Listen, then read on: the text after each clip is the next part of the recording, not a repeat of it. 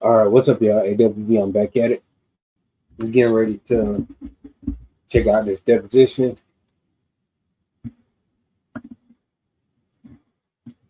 And so, wait for a couple people to drop in here, but I'll just go ahead and get started anyway and talk about it. So, due to recent vandalism and break ins in the property in the area, the property owners started patrolling. They started doing armed patrolling every night. This incident happened inside his own property. The owner was immediately detained, cuffed, searched for not wanting to ID himself. So first I'm gonna play the introduction so y'all see what's going on and why they're actually doing the deposition now.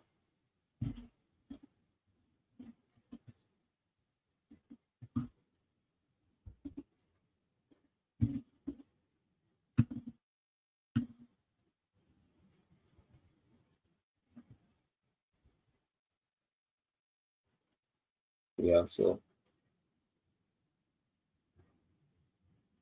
property owners in this area were trying to defend their properties by doing armed patrolling.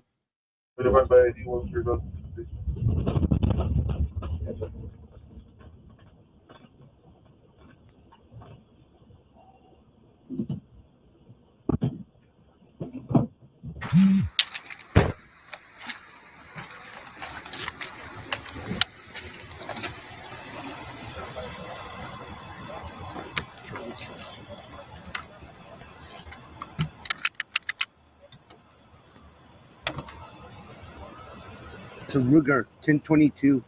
Yeah, it's a Ruger 1022 rifle. You guys know this guy? He says he's Orlando.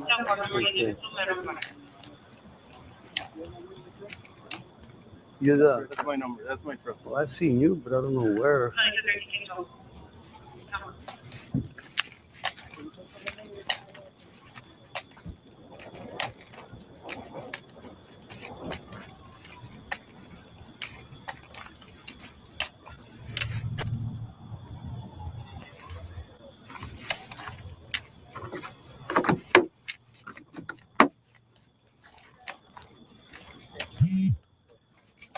Okay, the guy was dumping trash or what?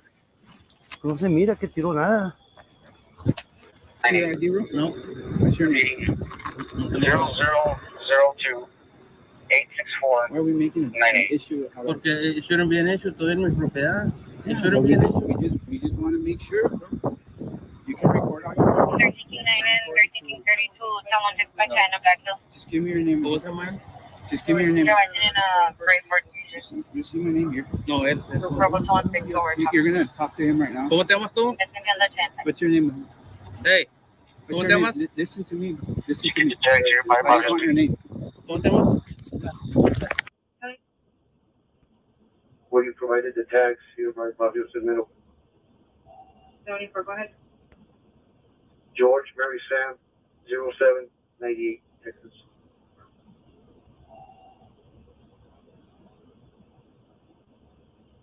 Come back to a Ford F-350. 10-4, out of 11, this pool without metal.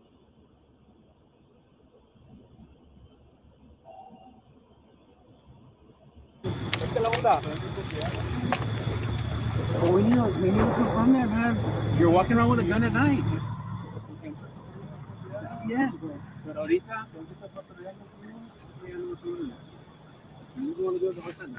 it could have been easy. It could have been, let me check the gun.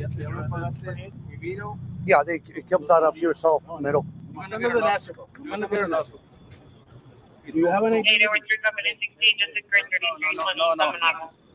And we have the arrival. That's an illegal search, man.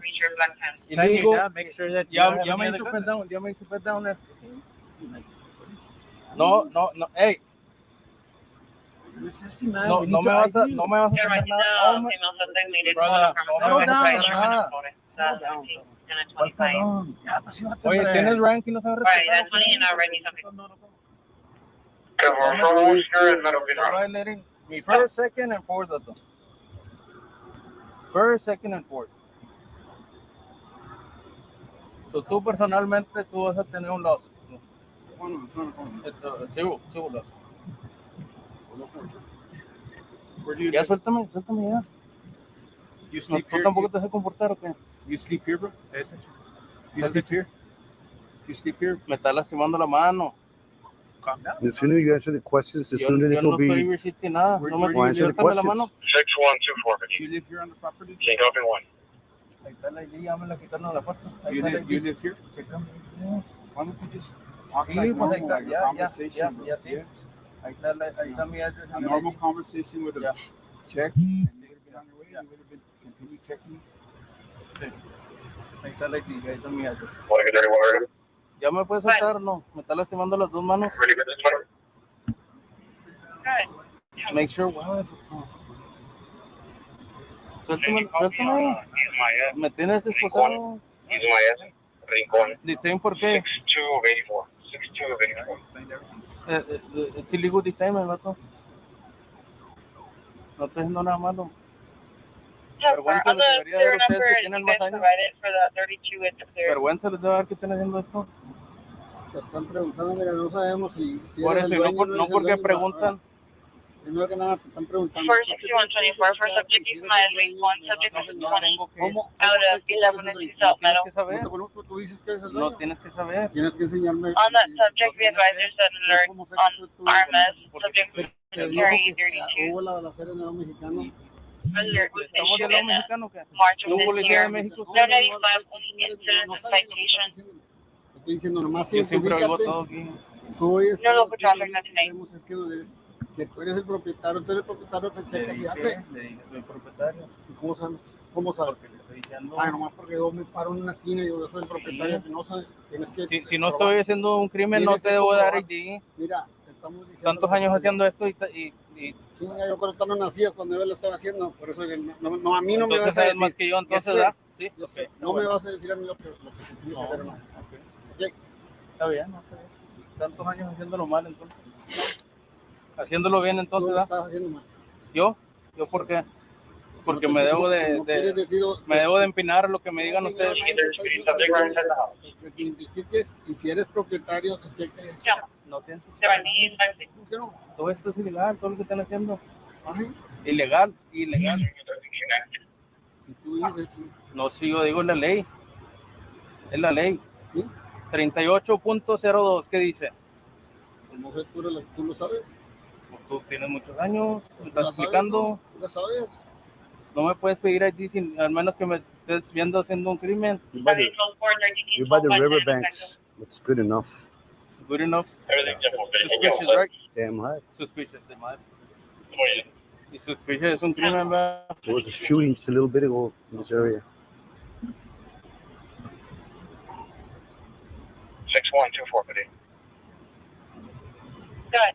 Qué vergüenza, León, mi propiedad, hombre. This is your Can you property? contact SO with his It's traffic? just an empty lot. He's got a jailer certification. El empty lot no Can you tiene advise dueño, him? Maybe ¿qué? he's an employee SO.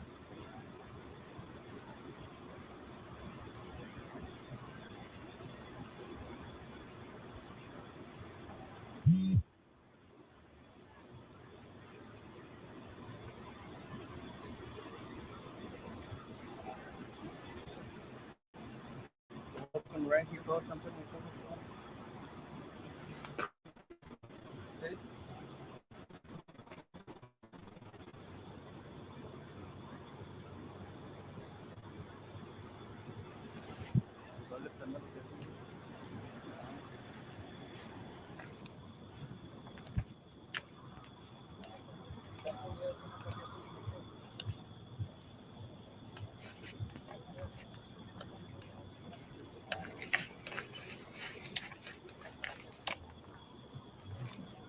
And this thing's 10-7 for sure. Somebody asked, I'm like, no, it's been here a few days. The left front tire. Well, this was the flat. And así me tocó uno ayer. Anti-PD in a call. You all get get out of my parking lot. Hala, cálmate. You're trespassing on our parking lot. Yeah, I put a metal across the street. 4201, 4202 metal. I don't know, apartments chiquitillos.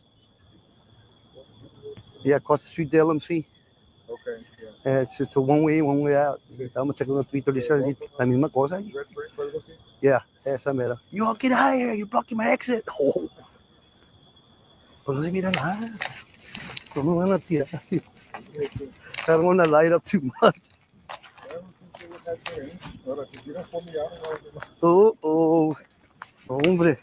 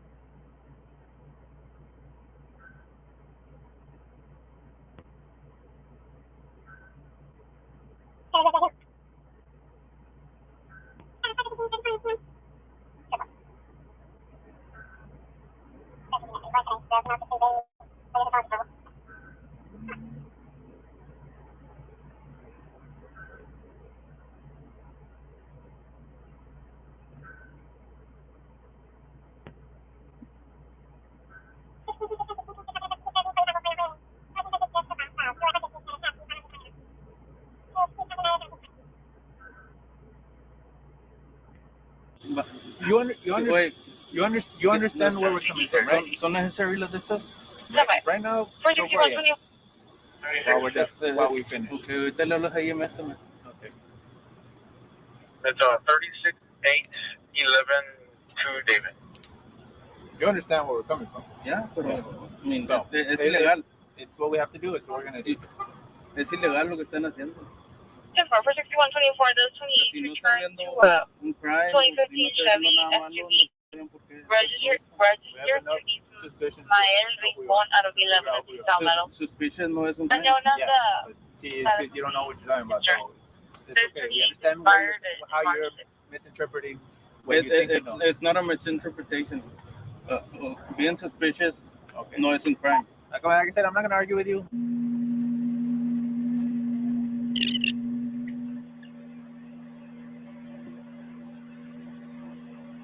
In case let's say you were to come here, it's the same thing. We need to know that you're the owner. Pero you don't need to know. Yes, we do. How do we know you're not trespassing on somebody else's property? O si no tienes un complaint, no tienes por qué. You have enough to Do you have a investigate. complaint? We're policemen. We're supposed to investigate. Permítame esto, ¿no? Not yet. Until they finish. ¿Él habla una y más o no? We'll call one.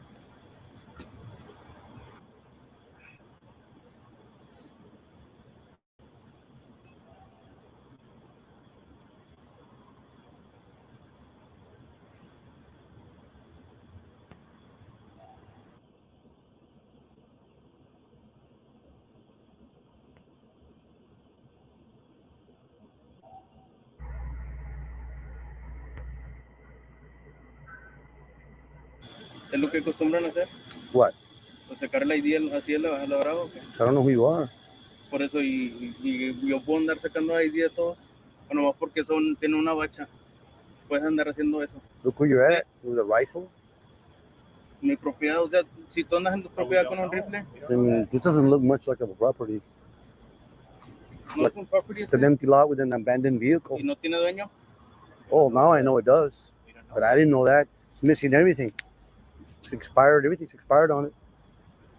Broken windshield.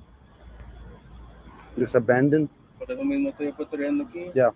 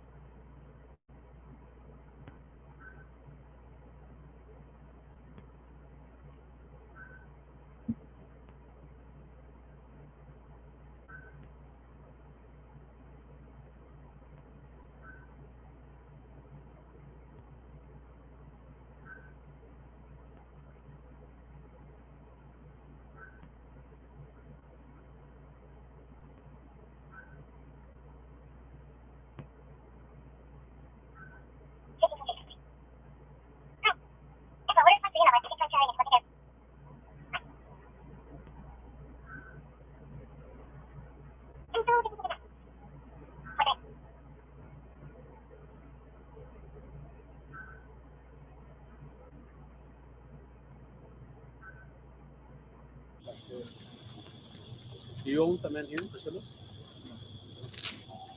And then you own this section on the side? But you don't own the park, right? So what? You don't own the park? The park, no? Ian.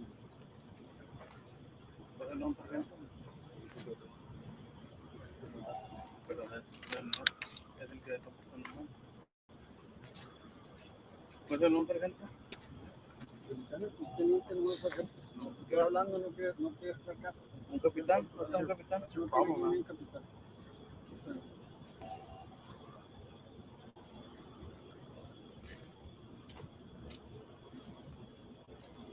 That's your problem, bro. My problem? That's your problem. Your problem is that it's late at night. No me dejas hablar. Ya pasó una balacera. That's your house. We don't know that. Like, this is a city park. You're walking around. In my property? Listen up, man. Listen up. That's your problem. No haces caso. I kindly asked you, hey, are you Border Patrol? Te ríes, dices que no. Okay, well, can I see your ID? For whatever reason, you think that you don't have the ID yourself. You know? That's your problem. That is your problem, man. If you do a better job of identifying yourself late at night,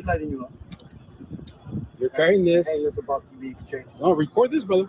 You're carrying this late at night. Which is not legal. Listen, that's your problem. You're not a good listener. Okay. We're crossing the street. That's a public park. You own that side. But that's a city park that listen up. That's a city park that we patrol. Okay. There was just a shooting on the Mexico side where a lady on this side got shot. Okay. There's plenty of witnesses. They're all cops, man.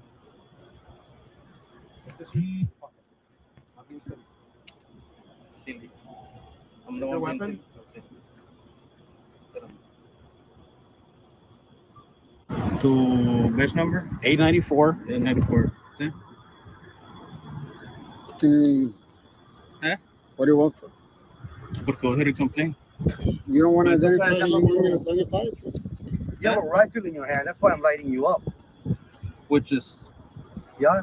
No. Basically, you. So mira, ya we clear you Okay, ¿qué es tu best number? I don't have to get just. No, It's your policía? property. It's your No property. es tu policía. Le preguntamos al chief.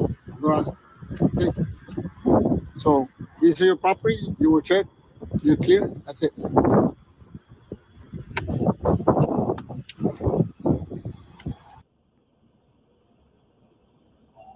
Primero que ¿Cuál primero? Otra vez. ¿No entiendes o qué? Are you crazy, bro? Do you take medication? Sí. You do? Yeah. What kind of medication do you take? ¿Eres doctor? You're HMR? You used to work for Geo? ¿Dónde trabajan? ¿Por qué te corrieron? Estás viendo que tengo mi compañía. ¿Qué compañía tienes, bro? You're pointing at the park. Pointing at the truck. La truck está muy baja. Okay. No tiene nombre.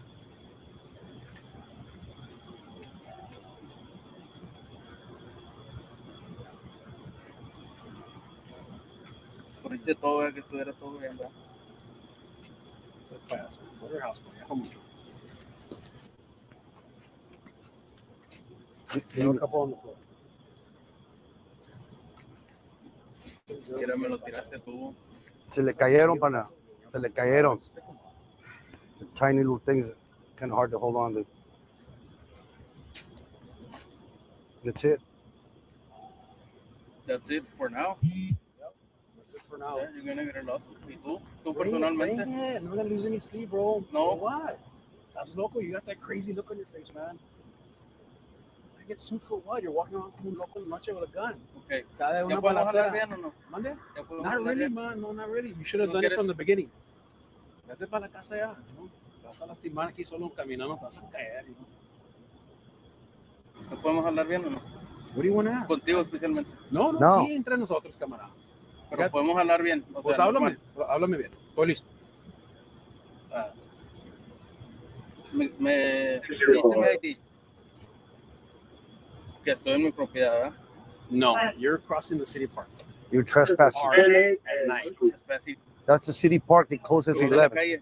Well, you were That's coming a from city over there. Public Street. El park empieza allá abajo. Oh, this is city. No, hombre, estás mal, bro. You're guessing. You don't know.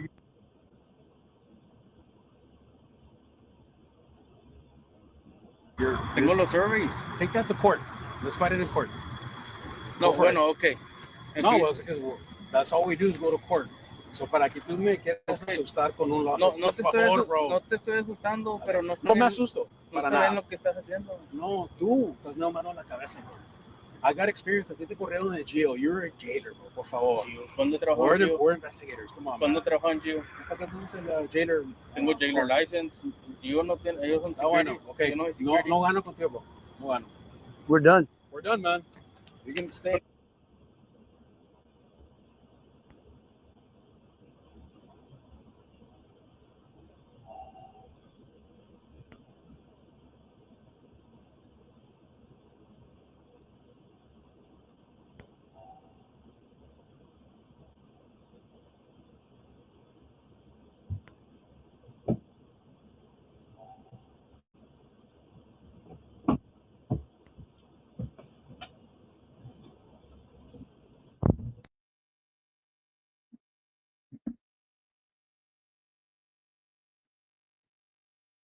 All right, this is the first deposition. There's going to be 4 of them. I guess they're doing the deposition on 4 officers, and this is the first one. So let's go ahead and get started. Cartel and the Mexican military. There was witnesses that saw a helicopter in the area shooting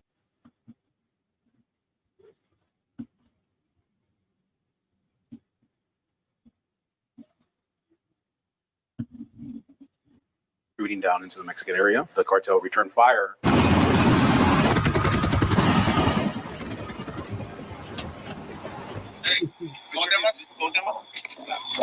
This video section demonstrates that Mr. Rincon's phone is being taken from him by you. Yes. Where a lady on this side got shot. Okay. Does this video section demonstrate you taking Mr. Rincon's cell phone from his hand for a second time? Yes. What was the reason for you taking his cell phone for this second time? We're just trying to get our point across, and so I felt that you were being distracted. Are you familiar with the United States Appellate Court for the Fifth Circuit's ruling in Turner versus Driver from February 2017? No. Can I have to stop the recording? Judy, back up.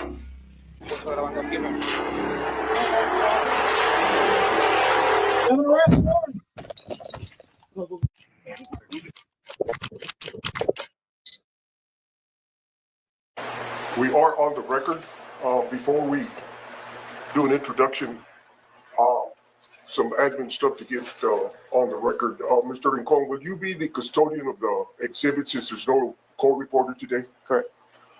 Okay. Will the witness, in case it does get transcribed, will the witness waive signature, or does the witness want to read the? The witness would like to review and Okay. inside, yes. Very good. This is the video deposition of Officer Ernesto Elizondo III in the matter of Ismael Rincon versus City of Laredo et al. Cause number 521CV45, pending it in the United States District Court, Southern District of Texas, Laredo Division. We're located at Texas Pictorial, 2611 East Elm Street, Laredo, Texas. Today's date is July 6, 2023. The time is 8:58 a.m. My name is George Gonzalez. I'm the videographer and notary public. Will counsel please introduce themselves and whom they represent? Alicia Cray, representing Mr. Elizondo. Ismael Rincon, I'm a pro se plaintiff. Mr. Elizondo, would you please raise your right hand? Do you solemnly swear or affirm under penalty of perjury that the testimony you're about to give in this matter is the truth, the whole truth, and nothing but the truth? So help you God. I do. You may lower your hand. We may proceed. All right. Good morning. Good morning, Mr. Elizondo. Good morning. As you may be aware, I'm a pro se plaintiff in this matter, which are being deposed. Ismael Rincon versus yourself, other officers with whom you work in the city of Laredo. Do you understand? I do. Do you mind if I refer to you as officer, or do you prefer other? Mr.'s fine. Mr. Yep. Okay. Just want to let you know that I will try and make this deposition as brief as reasonable. We are scheduled for a couple hours, but hopefully we can complete this in less time. In the questions, any reference to myself will be as Mr. Rincon, okay? Yes, sir. If I ask you a question you do not understand, just let me know, and then I'll repeat or try to rephrase it. Otherwise, I think we can proceed, okay? Yes, sir. Going over a couple of things. I'm going to remind you that you're under oath, which means you agreed and are required to tell the truth, and you plan to do that today, right? Of course. For this deposition, today we're going to try and preserve a clear record. So when I ask a question, I would appreciate a yes or a no for an answer, using ordinary words instead of hand gestures alone, as it will be clear for the transcript. Yes. Also, if you'd like to take a brief break, you're welcome to. Just let me know, and we will. However, don't try and take a break between questions. Okay? Yes. Regarding, there's some exhibits. Exhibit 3 and Exhibit 4 are referring to body cameras and dash cam Officer Benavides on April 27, 2019, encounter on my property.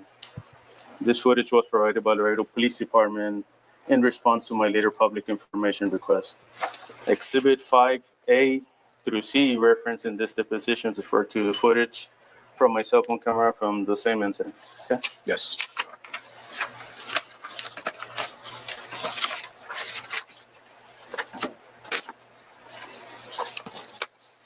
Okay.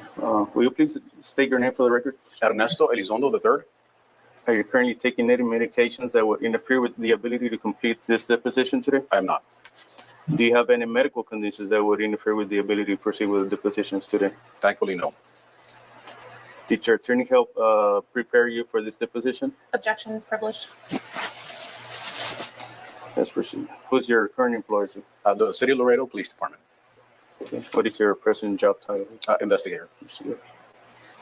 How long have you been employed with City of Laredo? Be 25 years, I'm sorry, and next month. Yes. Were you employed by the City of Laredo on April 27, 2019? Yes, I was. What was your job title at the time? Investigator. What is your present age? I am currently 49 years old. Were you born in the United States of America? Yes. Have you ever been convicted of felony? No. Have you ever been convicted of a crime of moral turpitude? No. Do you know what a crime of moral turpitude is? No. You don't? So it means a crime involving dishonesty, fraud, things of that nature. Okay. Do you have any convictions of that? No. Have you ever been deposed in federal civil lawsuit? Federal civil lawsuit? No. Have you read the original complaint or the amended complaint? Yes. Okay.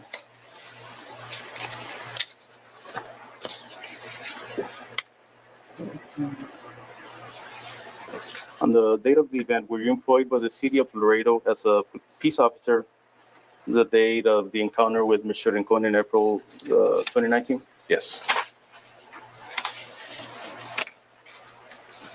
What was your work schedule on Friday, April 26, 2019, and Saturday, 27, 2019, if you recall? I believe at the time of the incident, I was working in overtime detail, and it was a 10 p.m. to 3 a.m. schedule. Do you recall the shooting on April 26, 2019? I do. At approximately 10:30 p.m. involving Maria Barraza, the victim? Yes. But I think the time is incorrect, right? You said it was 10:30? 10:30.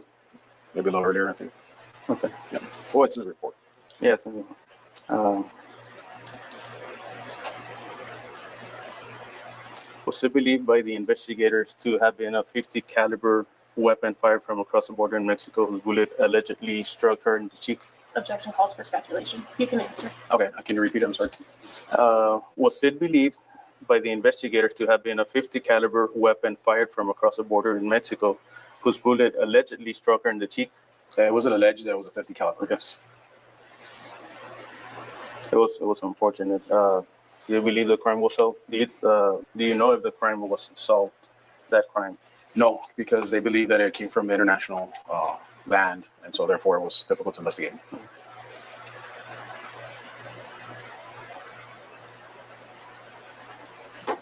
Do you recall what were you doing at the time of the April 27 shooting? I was actually on duty prior to working the overtime, and we responded to numerous calls. Did you appear on scene of Maria Barraza's home at any time immediately following the shooting? I'm sorry? Did you appear on the scene? No, I did not appear on scene. Did you prepare and submit any report regarding the shooting? No.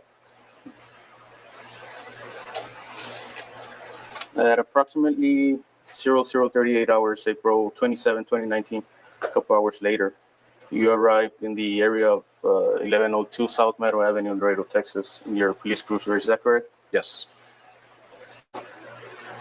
What prompted you to go to that location where you encountered Mr. Rincon? So prior to working that area, that was a designated area. We're working a federal grant, which is called Operation Stone Garden. Prior to going there, we normally get briefed by a patrol sergeant, right, in charge of the operation. And they brief us on any concerns in the area.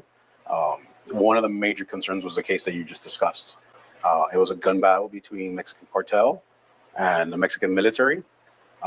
There was witnesses, Border Patrol, namely, that saw a helicopter in the area shooting down in the Mexican area, and that everyone assumed the cartel returned fire, which is probably what happened to the victim in the shooting case. And so as a result, there was a high alert, and we were told, Border Patrol was on the river. Obviously that's their, priority and their responsibility. As Operation Stone Garden, we support their operation. Our job is to take a second line defense, which is normally in the streets. If they call out anything that might have gone through them, then that's our responsibility to assist them. And so that's kind of what led to our encounter. Okay, so would you say it was routine patrol? It's not routine patrol because it was a special operation to address the specific Border Patrol issues and matters and all that. All right. Let me ask a question again. What prompted you to go to that specific location where you encountered Mr. Rincon? Dispatch, routine patrol, or were you in pursuit? It was part of the operation that that was our designated area to work. So anywhere between, I think, Slaughter Park and like Maganaheim Road, more or less, that area, that was a designated area for our units to be working. So me in specific, that was my area. Okay. Yeah. A pretty general area, but that was my area. Okay.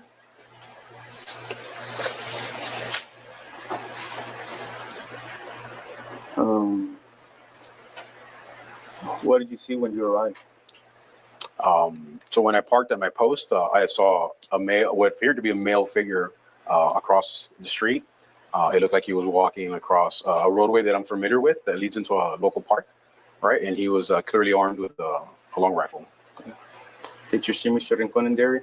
I saw a male subject. I later learned that was you. Was Mr. Rincon within the boundaries of the city park? It appeared that he crossed the street leading into a park. Was he on private property? At the time, I didn't know what property it was, but it appeared that it was dark and the subject was crossing through the road. And I think it was even the road of the inside of the park because there's like a metal gate or some sort. Do you recall him telling you several occasions during this encounter that he was on his property? I recall that when I confronted you in full uniform, I think I asked you, are you Border Patrol? That was my first mental thought. It was like, well, because of what we already know, maybe it's a special, Border Patrol unit or something. Did Mr. Rincon say to you what he was doing? I recall you saying that it was your property and then you're patrolling the land.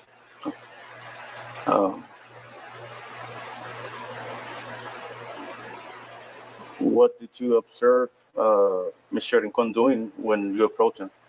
I think when we make verbal contact, I'm assuming that you saw me coming based on what I've read. I saw you walking towards me. You were wearing the khaki shirt that we just saw. You had the sling rifle and a cap, I think. Yeah. You said, did he have a weapon? You said it was right. Yeah, I observed a long rifle, yes. How was he carrying and holding the rifle, if you recall? Yeah, it was slinged and it was pointed downwards. Okay. Did he ever aim the rifle at you or anyone, to your knowledge? No. Do you recall aiming your service weapon at Mr. Rincon? No, I do not. Did you take possession of Mr. Rincon's Ruger 22 caliber rifle? I did, yes.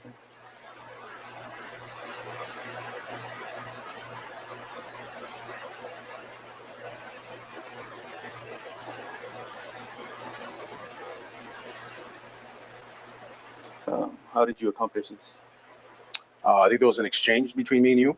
Eventually, I verbally and sternly informed you that I would be taking that rifle. And eventually, after some, verbal hesitation on your part, I think you figured out that the best thing to do is to comply. And so I physically took it from you. Did you place Mr. Rincon under arrest? No, you were not under arrest. Did you perform an external pat-down on Mr. Rincon or for other weapons at the time of the initial encounter? You were at the initial encounter between me and you. I don't think initially you were patted down. At some point you were patted down. Yes, I do recall that. Okay. I don't recall the timeline exactly if I took your weapon and then my backup arrived. But at one point you were patted down. Okay, fair enough. Did Mr. Rincon attempt to flee from you? No, you did not. Would you describe Mr. Rincon as physically non-combative or combative during this encounter? I think at one point in reviewing the video, you were being patted down and you resisted a bit, right? But I don't think it was, too shocking or alarming. There was several officers there.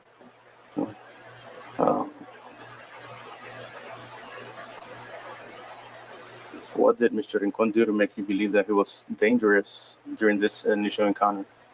I just think that at the beginning it was just a very unfortunate. I think that I approached. I think in a soft manner. I didn't have my lights on. It was clearly a marked unit.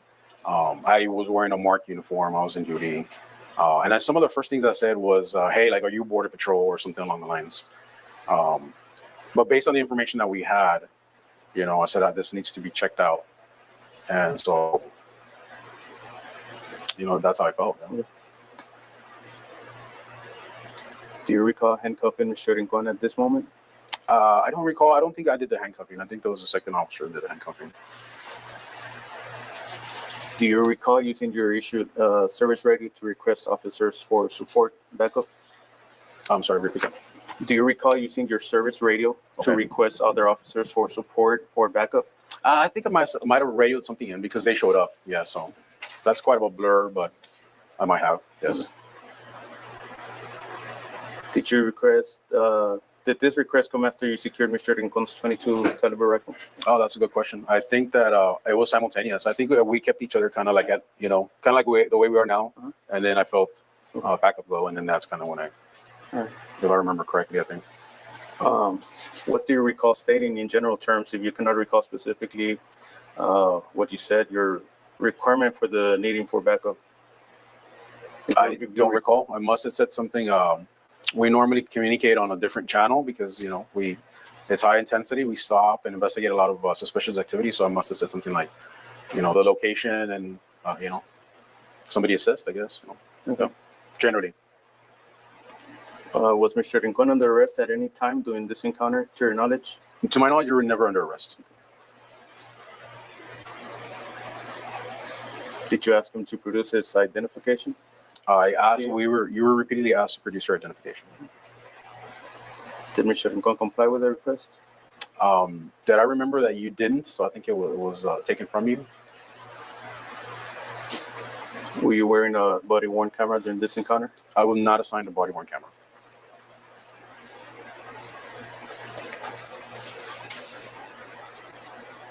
Did any officers respond to your radio call for backup? Several officers showed up, yes. How long would you estimate it took for them to arrive? I would say probably a minute or two. Less than 5 minutes? I'm sure. Yeah. All right, now we're moving into one of the exhibits. It's going to be Exhibit 4.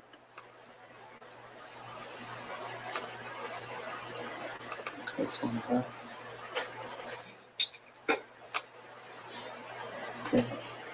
We're going to watch from minute 0 seconds to 25 seconds, 25-second mark.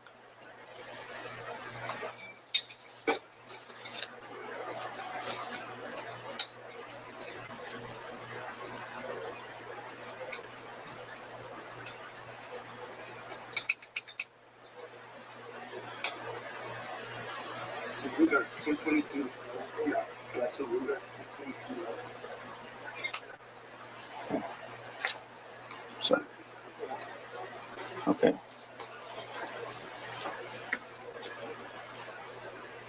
Would you agree this is the location where the encounter with Mr. Rincon? Yes. Would you agree there are at least 5 police department cruisers on scene? I didn't get to count those, but I would agree that about that many. I would have played again. No, that's fine. No, I would agree with you. Would you agree that there are at least 7 officers on scene? I wouldn't know about the 7. I think there's 5 because that's the number of investigators that worked on the details. So I would agree that they all showed up. There could have been some others. Would you agree that Officer Benavides is speaking with you at that point? Benavides? Yeah. I don't think he had a body cam. I don't think it was Benavides. Or is it? Because it says Rodriguez. I'm sorry. I'm reading that. Rodriguez is the public information. That's the one that burned it for you? Yeah. Okay. I'm not too sure. I vaguely remember anybody approaching me. I remember doing that to your weapon to secure it, but I don't remember who talked to me. Okay. Okay, I'm gonna keep playing up to second number 32.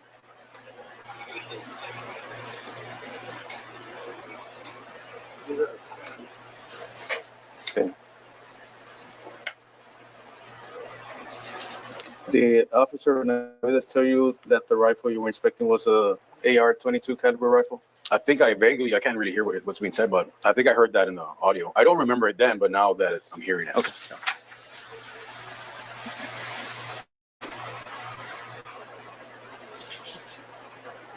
Did you state to Officer Benavides that Mr. Rincon told you he was the alleged landowner on which property the encounter took place? I don't recall that. Don't recall. I don't recall. Yeah. You want me to play it again? If it's there, then it was said, but I just don't recall it. As you're asking me, I don't recall that. Okay. Well, let's play it again from 26 more to.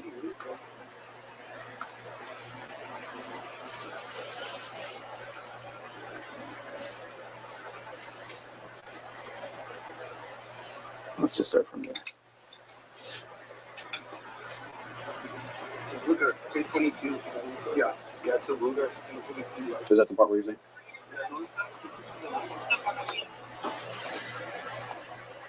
So, going back to this question, did you state to Officer Benavides that Mr. Rincon told you he was the alleged landowner? I don't recall that. You don't recall?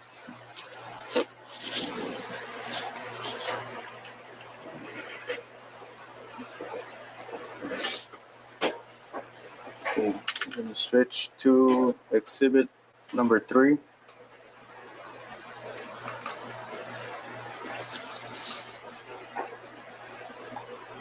It's going to be 1 minute, 47-second mark.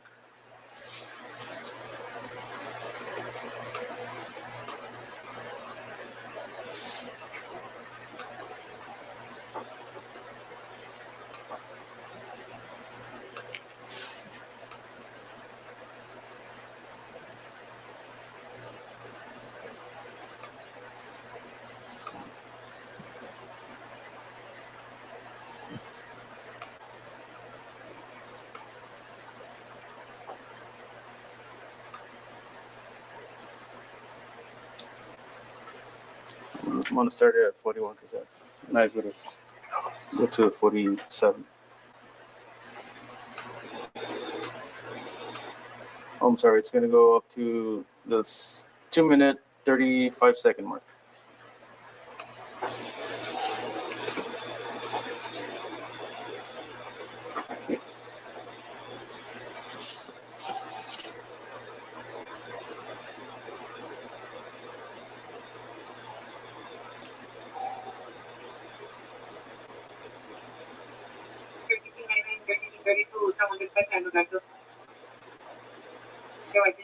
Great for season. For what one big door. It's together. You get the judge here by obviously. Okay. When you provided the tax here by Fabio Segmento. 74, go ahead.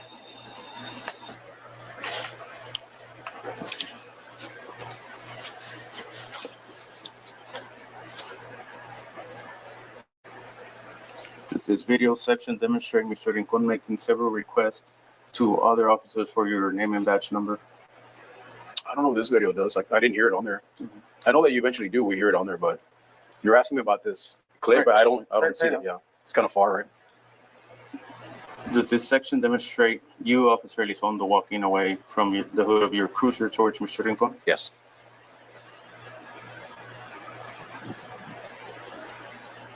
What was your intention as you approached him? I don't recall it.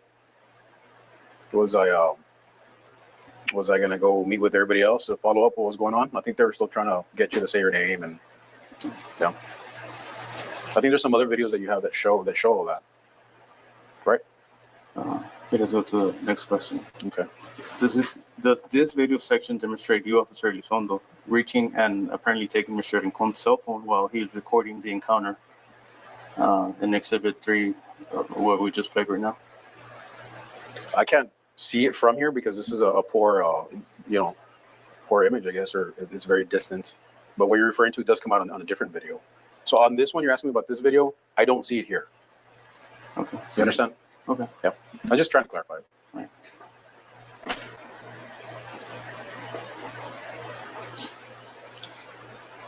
Okay, so let's look at the other exhibit. This would be Exhibit 5A.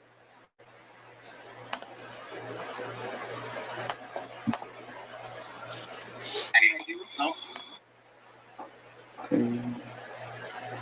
Just gonna play from minute 0 seconds to 38-second mark.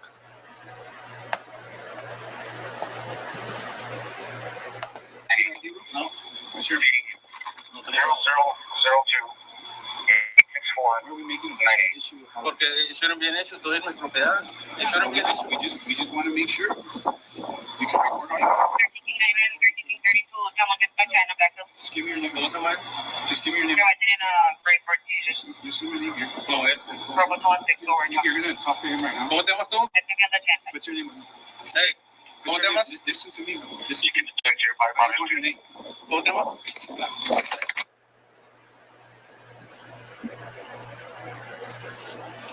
Does this video demonstrate you approaching Mr. Rincon? Yes. Does this video section demonstrate Mr. Rincon making requests for your name and badge number to other officers? Yes.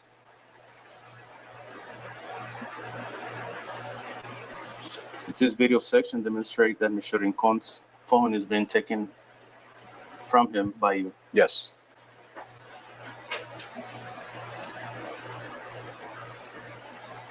Did you ask Mr. Rincon to give you his cell phone?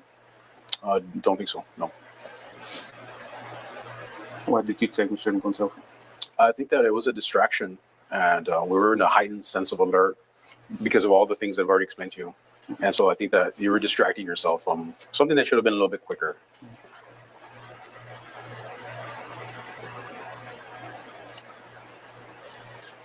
Would you say that this video section demonstrates Mr. Rincon willingly giving you his cell phone? No.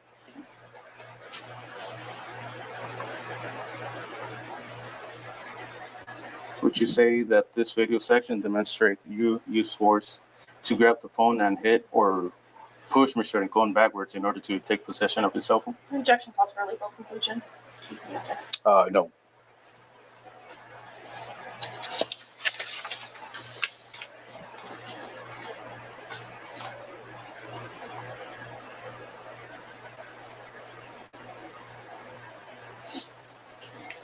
Is there a name used by the Laredo Police Department or its officers for this technique of taking someone's cell phone or other small property? No.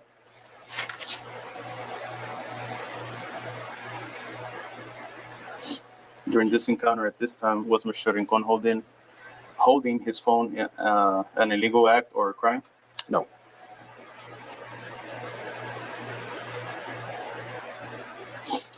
During this encounter at this time, was Mr. Rincon holding his phone and recording the encounter an illegal act or crime?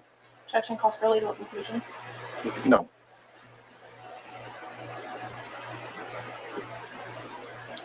Okay, let's go back to Exhibit 3.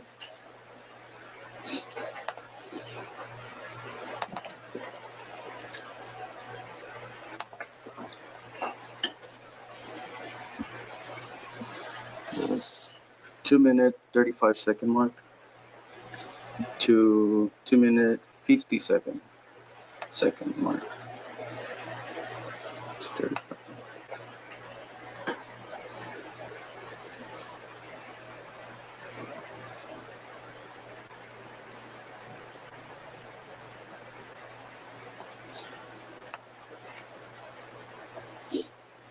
I'm gonna start at 2:24.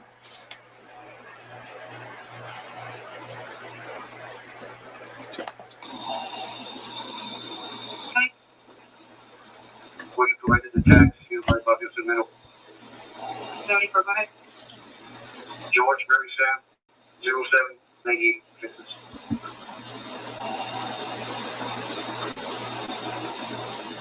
I'm not to afford that, please.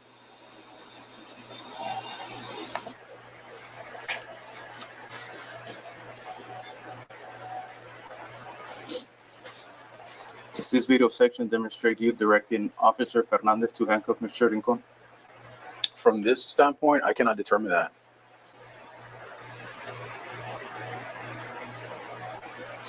Did this video section depict Mr. Rincon attempting to flee? No. Did this video section demonstrate that he was threatening any of the officers? No.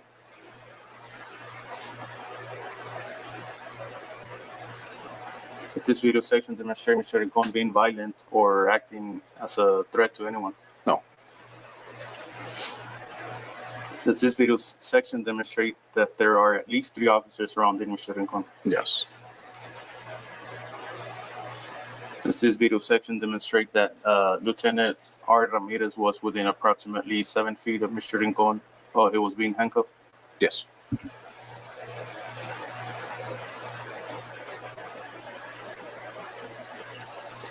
Why did you direct Officer Fernandez to handcuff Mr. Rincon? I think that based on everything I said before, our very heightened sense of alert that we had in that area, based on the information that you also learned, which is on the Mexican cartel having a shootout, it's common knowledge and intelligence, and then what happens when there's a battle like that. A lot of those criminal subjects flee into the United States, and so we received that information from Border Patrol. Did it happen that night? I don't know, but when we were briefing earlier that day, that's the understanding and the perception that we get is that, hey, this might be something that we encounter tonight. And so, being that when I saw you, I had that feeling that maybe he's law enforcement. But when we quickly determined that you were not, because you just didn't want to cooperate with any of my requests, I felt that you were dragging it on and we needed to be there longer than we had to. At one point, I think you just need to be secured. I don't know to what level it would have mounted, but you just seemed like you were notching up, your lack of cooperation with police. Was Mr. Rincon under arrest at this point? You were not under arrest, no.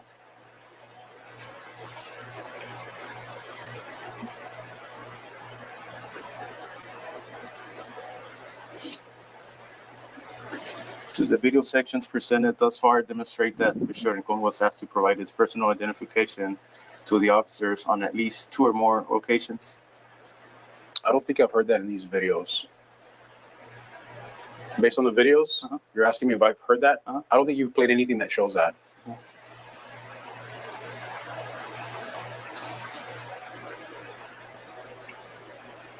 To your knowledge, did Mr. Rincon comply with this request?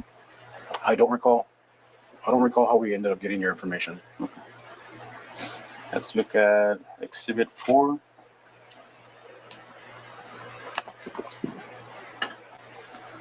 Two-minute, 35-second mark.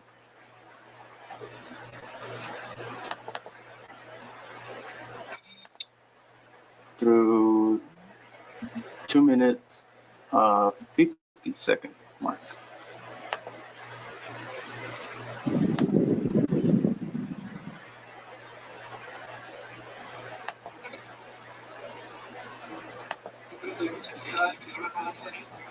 Yeah, it comes out of your cell phone. Do you have any?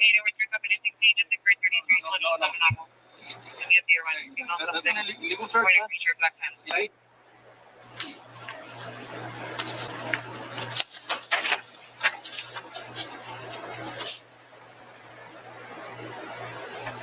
On this video section, I'm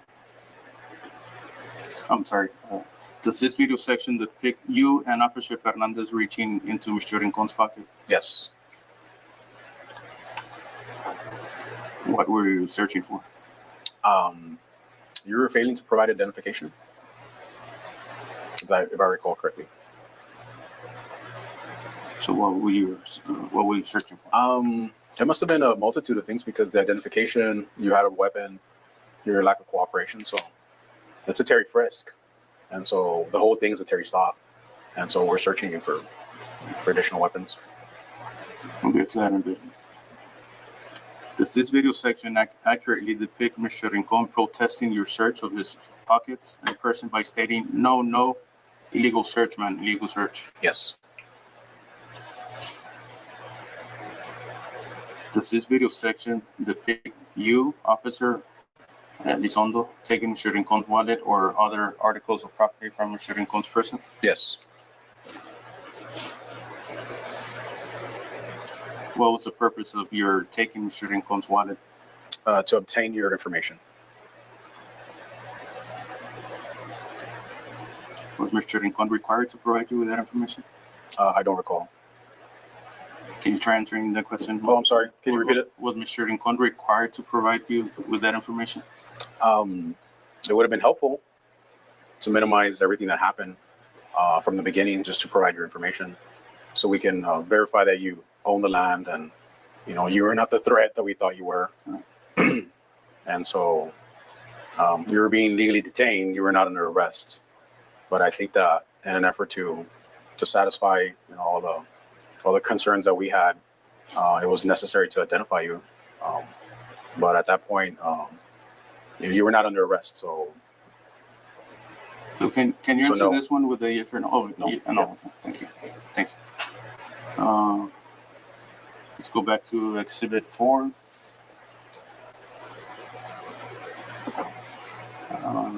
3-minute 4-second mark through 3-minute 8-second mark.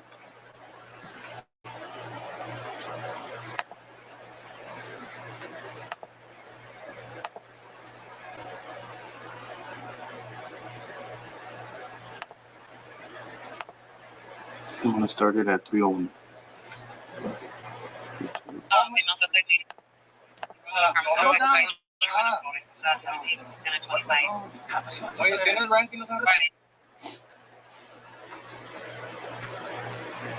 Does this video section, depict you referring to Mr. Rincon as a cabron? Yes. What does cabron translate in English to your understanding? I would say circumstances. The jerk,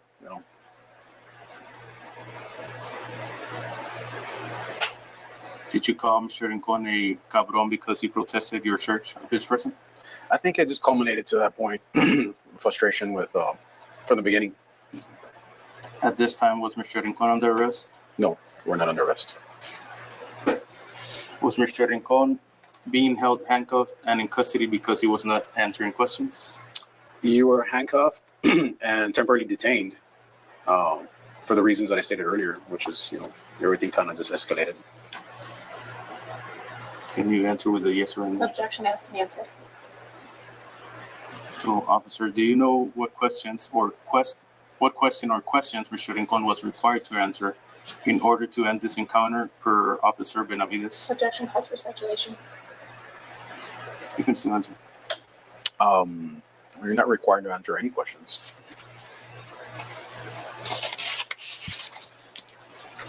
Did you remove Mr. Rincon's license or other identification card from Mr. Rincon's wallet, or was it Officer Fernandez? I don't recall if I removed it or someone removed it, but eventually came into our possession. Okay, so you don't recall? I don't recall exactly how it got into. Did you, by radio or otherwise, call in to your dispatch and provide them with Mr. Rincon's identifying driver's license number? We did check, yes. Did they confirm to you that Mr. Rincon had no active warrants? They confirmed that you're clear.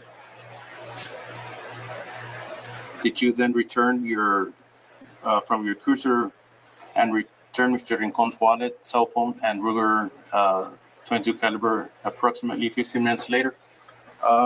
You got me in the timeline. I don't know about that, but everything was eventually returned to you. Let's look at this some exhibit 4.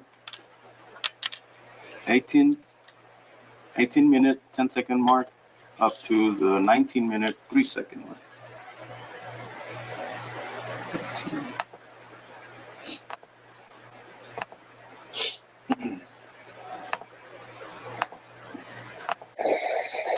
Listen up, man. Listen up. That's your problem. Danny asked you, hey, you want to talk? Maria, you know, your ID. Whatever reason you think you want the ID or something. That is your problem. You do a better job of identifying yourself. Later, Who's just lighting you up? Hang us about to be exchanged. Oh, report this one. Carrying this, late at night is not legal. Listen, that's your problem. You don't have to do this. We're crossing the street. That's a public park. You own that side. That's a city park. Listen up. Listen up. That's a city park that we patrol. Okay, that was just a shooting on the Mexico side where a lady on this side got shot. There's plenty of witnesses. They're all cops.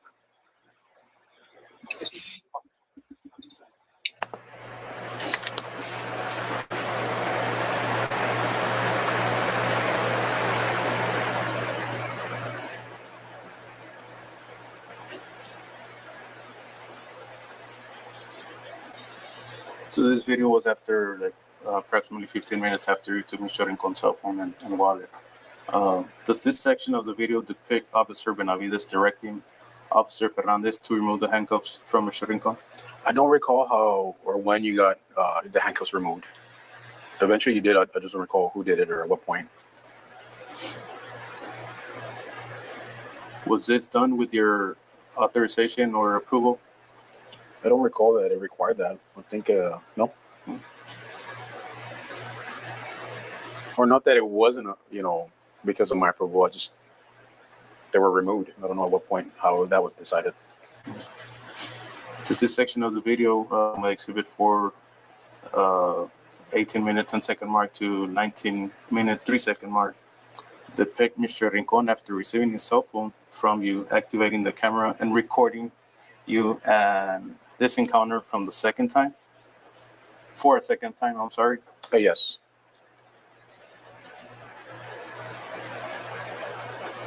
Does this video section demonstrate you taking Mr. Rincon's cell phone from his hand for a second time? Yes.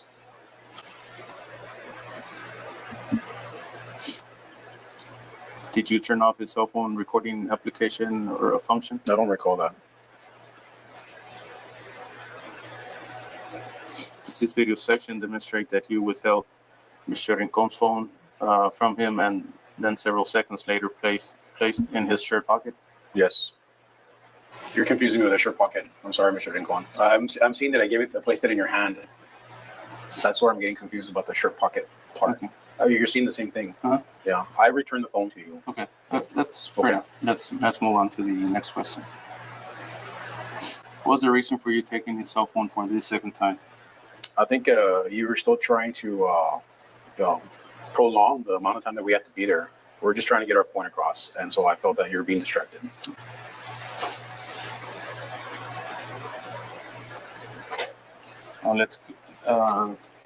We have another angle. That would be Exhibit 5B.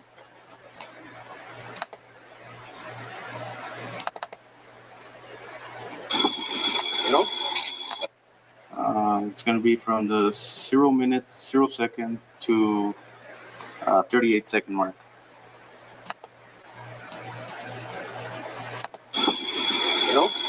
That's your problem. That is your problem, man. If you do a better job of identifying yourself late at night, you're carrying this. Hang us about to be exchanged. No, record this, brother. You're carrying this late at night. Is not legal. Listen, that's your problem. You're not a good listener. Okay. We're crossing the street. That's a public park. You own that side. But that's a city park that. Listen up. That's a city park that we patrol. Okay. There was just a shooting on the Mexico side where a lady on this side got shot. Okay.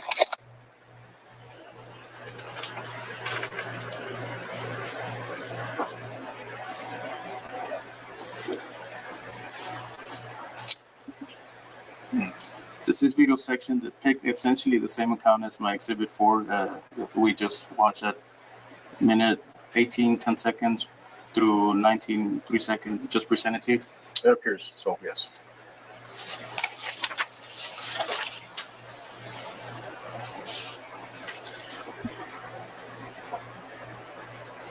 Why was Mr. Rincon held for approximately 20 minutes? That was the amount of time that we had to do just a minor investigation, run your information, determine that you're being truthful.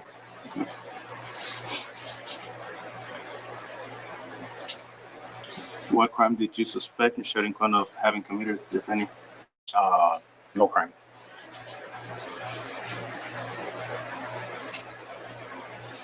Do you recall Mr. Rincon stating that Officer Fernandez injured his shoulder when you and he searched his pockets? I don't recall that. Do you recall that Mr. Rincon requested EMS assistance on at least 3 occasions after Officer Fernandez injured his shoulder? I recall mention of it. I don't know how many times, but there was mention of towards the end. Why was EMS not contacted? I don't know who that was directed towards. I just didn't feel like that was directed towards me.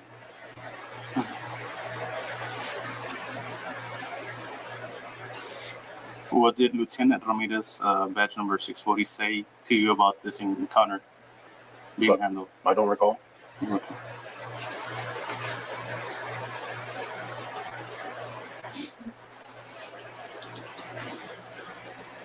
Officer Elizondo, do you believe that your conduct and actions during this encounter with Mr. Rincon did not violate any Laredo Police Department policies existing at that time? Objection, calls for legal conclusion. Can answer. I don't feel I violated any policies.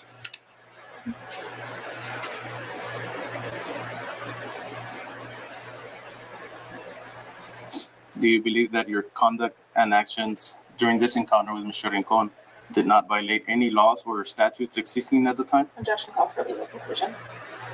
I don't feel like I violated any laws. Are you familiar with the United States Appellate Court for the Fifth Circuit's ruling in Turner versus Driver from February 2017? No. Did you have any training regarding this ruling for citizens' right to record public servants in the performance of their official duties? I don't recall. Are you familiar with the United States Supreme Court ruling in Terry v. Ohio from 1968? Familiar with it.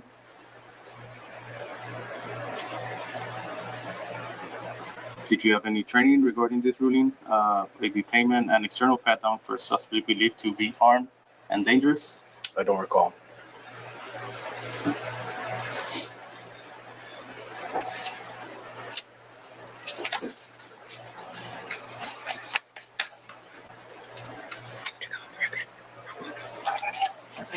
Okay. Yeah. The time is 9:55, we're off the record. The time is 10:05, we're off the record. Okay. Mr. Elizondo, this will be the last question. For purposes of possible award of punitive damages to the plaintiff in this case, can you approximate your net worth in dollars this time? I cannot, no.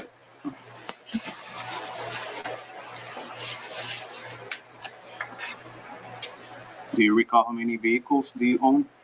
How many vehicles I own? 2 vehicles.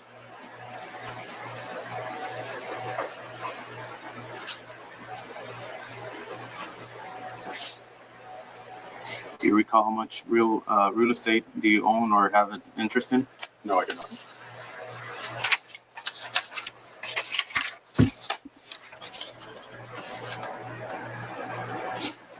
How much were you paid by Laredo PD last year? My salary last year was approximately 90,000.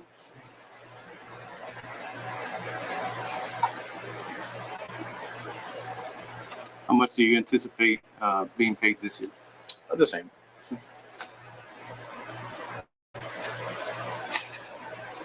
Okay, now this is the last question, sorry. If this encounter were to take place today, would you conduct yourself exactly as you did back in April 27, 2019, or would you change anything? Objection, calls for speculation. Thanks, the answer. I don't know.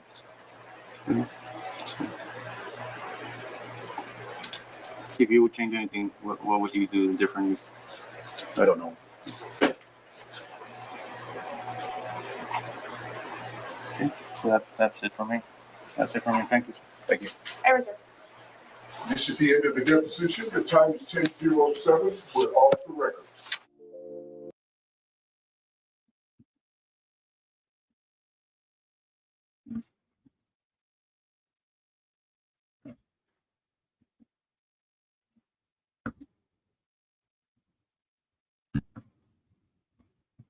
All right, we about to just get right into the second deposition. But as you see, that cop was, you know, to think we're hiring people with such mental incapacities or incapacities. However you, I'm trying to think of the best way to say it without saying complete dummies, but the way he handled that was obviously terrible. He knew what he did wasn't right, but you know, and the way he was answering the questions, he was basically talking to the other guy as he was like friends with him, or they were having a casual conversation when no, he was in the deposition. So he should be answering the question as if somebody else is asking him the question, not like it's the same person, which is, you know, it's very weird, but we'll go this is the second one right here. So let's go ahead and get started.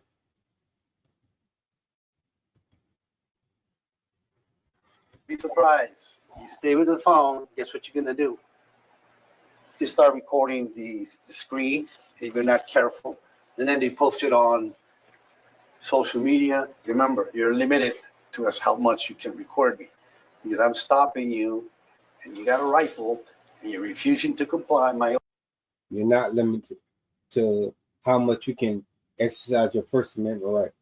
And the only thing that would limit it is if it's like hate speech or you're doing something that's violating somebody else's rights.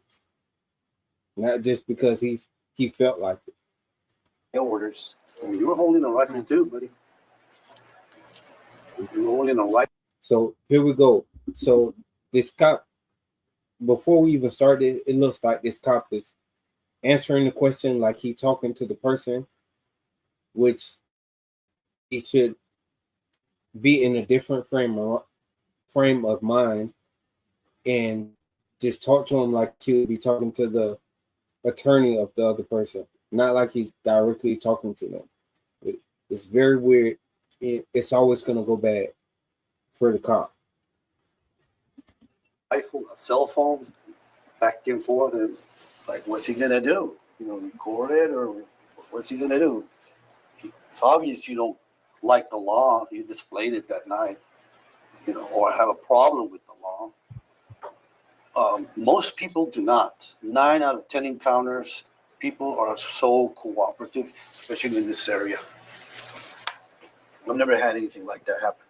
For ID purposes, if you refuse to hand it over by your own volition, then carefully grab the wallet, preferably in front of the camera, so you can see what you're doing. You know, that way, the ID, I don't go in there and take everything out. No, just to see the driver's license and look at you and run traffic.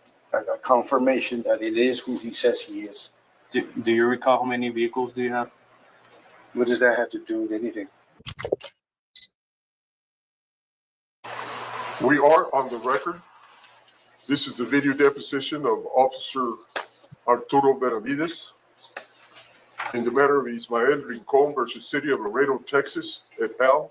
Cause number 521CV45, pending in the United States District Court, Southern District of Texas, Laredo Division.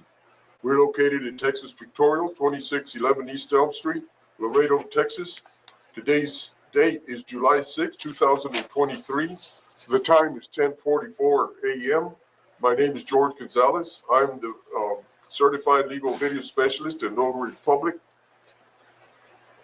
Will counsel please introduce themselves and whom they represent? Alicia Cray, representing Officer Benavides. Ismael Rincon, I'm a pro se plaintiff in this case. Benavides, would you please raise your right hand? Do you solemnly swear or affirm under penalty of perjury that the testimony you're about to give today in this matter is the truth, the whole truth, and nothing but the truth, so help you God? I do. You may lower your hand. We may proceed. All right. Morning, Mr. Benavides. Morning. As you may be aware, I'm a pro se plaintiff in this matter, which you are being deposed. This matter in converses yourself, other officers to whom you worked, and Laredo, and the city of Laredo. Okay. Do you understand? Yes. Do you mind if I refer to you as officer, or do you prefer any designated name? Officer is fine. Just want to let you know that I will try to make this deposition as brief as is reasonable. We are scheduled for less than a couple hours. Hopefully we can complete it in less than that time. And the questions, any reference to myself would be as Mr. Rincon, okay? What? Any reference to myself would be as Mr. Rincon, Yes. okay? If I ask you a question you do not understand, just let me know and I will repeat it or rephrase it. Otherwise, I think that we can proceed, okay? Sure. I'm going to go over a couple of things. I'm going to remind you that you're under oath, which means you've agreed and are required to tell the truth, and you plan to do that, right? Yes, sir. For this deposition today, we're going to try to preserve a clear record. So when I ask a question, I would appreciate a yes or a no for an answer using ordinary words instead of hand gestures to make it clearer for transcripts. Also, if you would like to take a break, you're welcome to. Just let me know, and we will. However, I'd like to ask we not break in mid-question. Do you have any questions for me? No.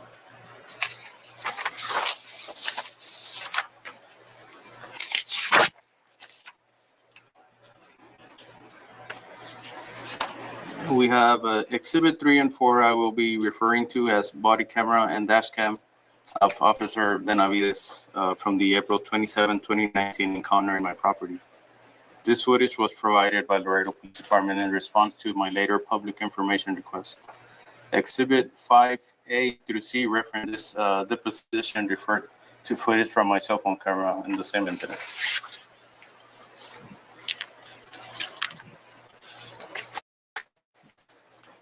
Can you please take the name for the record, your name for the record? It's Arturo Benavides, retired Laredo Police Department officer. Are you currently taking medications that would interfere with the ability to complete this deposition today? No. Do you have any medical conditions that would interfere with the ability to proceed with depositions today? As long as I can remain seating, yes. Did your attorney help prepare for this deposition? Objection privileged. Who's your current employer? I'm retired. As of February of this year. Congratulations. Thank you. What is your present job title? You're retired. I'm a civilian.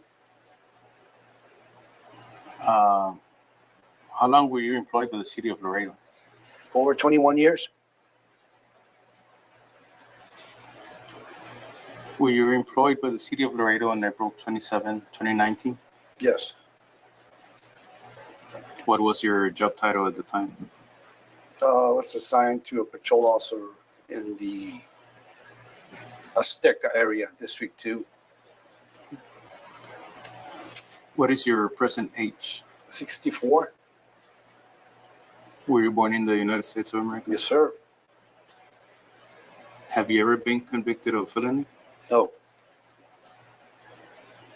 Have you ever been convicted of a crime of moral turpitude? No. Do you know what a crime of moral turpitude is? Yes. Can you explain what you believe that is? It's just something that's out of the ordinary that contradicts my job description. Do you have any convictions with that? No convictions. Have you ever been deposed in a federal civil lawsuit? No. Have you read the original complaint or any of the amended complaints in this case? Yes.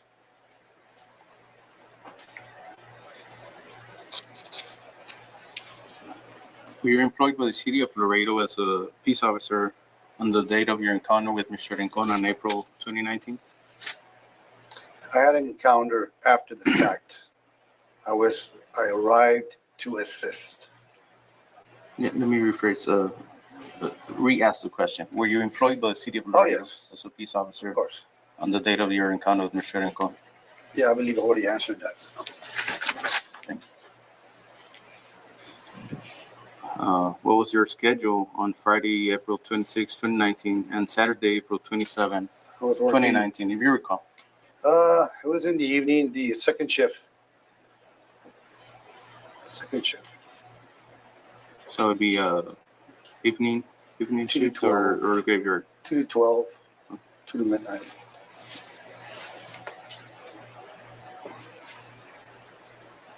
Do you recall shooting? Do you recall the shooting of April 26, 2019 at approximately 10:30 p.m. involving Maria Barraza, the victim of Buckwheat Drive in Laredo, Texas? It was all over the news, yes. Was it believed by the investigators to have been a .50 caliber weapon fired from across the border in Mexico whose bullet allegedly struck her in the cheek? Objection calls for speculation. You can answer. Yeah, you can answer. Okay. That was the alleged. Because it's been happening for years. People just stop calling. Yeah. Unless they get hit or grazed. Yeah. It was unfortunate, but do you know if that crime was solved? No. That particular I had nothing to do with that case. Okay. Do you recall what you were doing at the time of the April 26, 2019 shooting? No, I don't recall. Several years ago. Did you appear in the scene of Maria Barraza's home at any time immediately following the shooting? No. Did you prepare and submit any report regarding the shooting? No. Were you alone on this call, or was there another officer with you? On your call? On your call. Right. I only recall Ernie Elizondo and some Fernandez and some other ones that were in the dark. It was pitch dark. Pitch dark. We had no choice but to use as much illumination as possible. And I only remember those two. Okay. But I know there were more. There were like pack. Right. I'm not sure how many.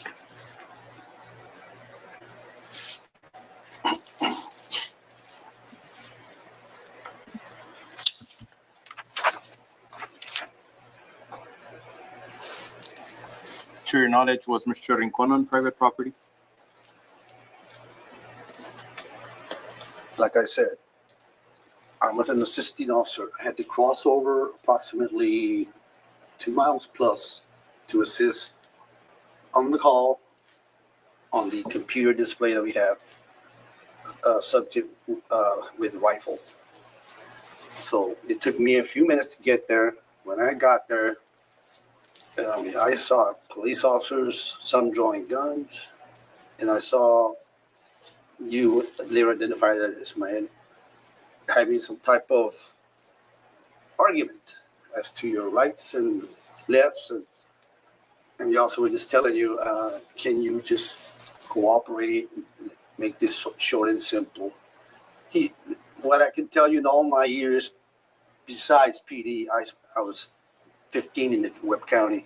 In all my years of experience, never have I seen such restraint from these officers. They're all seasoned officers, number one, including myself. I would not have seen that different type of officer. These were seasoned guys. And then with all the rhetoric with police, it kind of makes you hold back and give the person a little bit more time. And not just go in there gangbusters. Very careful about that. That's something we had to go through and they're still going through all over the world, all over the country. So I just saw a conversation between you and the officers. You wouldn't identify yourself. And the officers were calm, no screaming, no nothing like that. But I noticed something in your hands, so I get you up. And that my flashlight keeping on your hands is normal. I had a choice either to draw my gun, which I had every right, but I decided not to. There were some other ones there. And I was just lighting those hands up. I said, "Oh, rifle, that's a semi-auto. I know my rifles." And I just keep lighting you up. Of course, I'm on the tire with that flashlight. Switch it over. And it seemed like an eternity just lighting you up as much as I could. And before my light went out. And so I just kept my flashlight on your hands, making sure, in my opinion, from what I've been taught, this is already, there's no such thing as a low ready down here or a high ready. There's no such thing. It's in your hands. At a flick of a movement, we're down. That's something we're taught, you know. But they use the discretion. They're more senior officers. I let them do the talking. I did not interfere. I let the lead man talk to the point that it was, in my opinion, a lot of leeway to you, Mr. Rincon, and incredible amount. I've never seen that in my career, but I understand why. The fear and all this anti-police stuff going on. And I understand why Ernie did that. Trying to, everybody was controlled by here, giving Ernie a space, and that's it.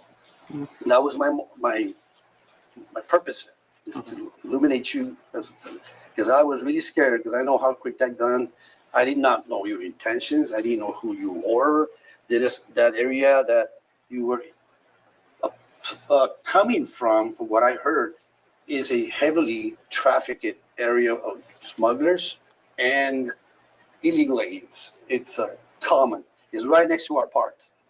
It's a bat reservoir there. And it's super dark.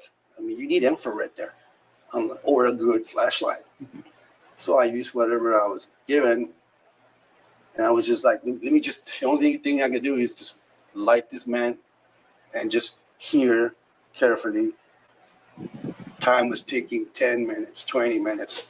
You would not comply with simple orders from Officer Elizondo. And it was starting to get out like, this is too much. He has to understand that we're the law, we're uniformed, we had questions due to the fact that you were coming from somewhere from the bridge. Like I said, Border Patrol is always over here, right? Close to where you were walking, close to your property. I think you know that. And there's always traffic in there. And they saw somebody and you wouldn't identify yourself.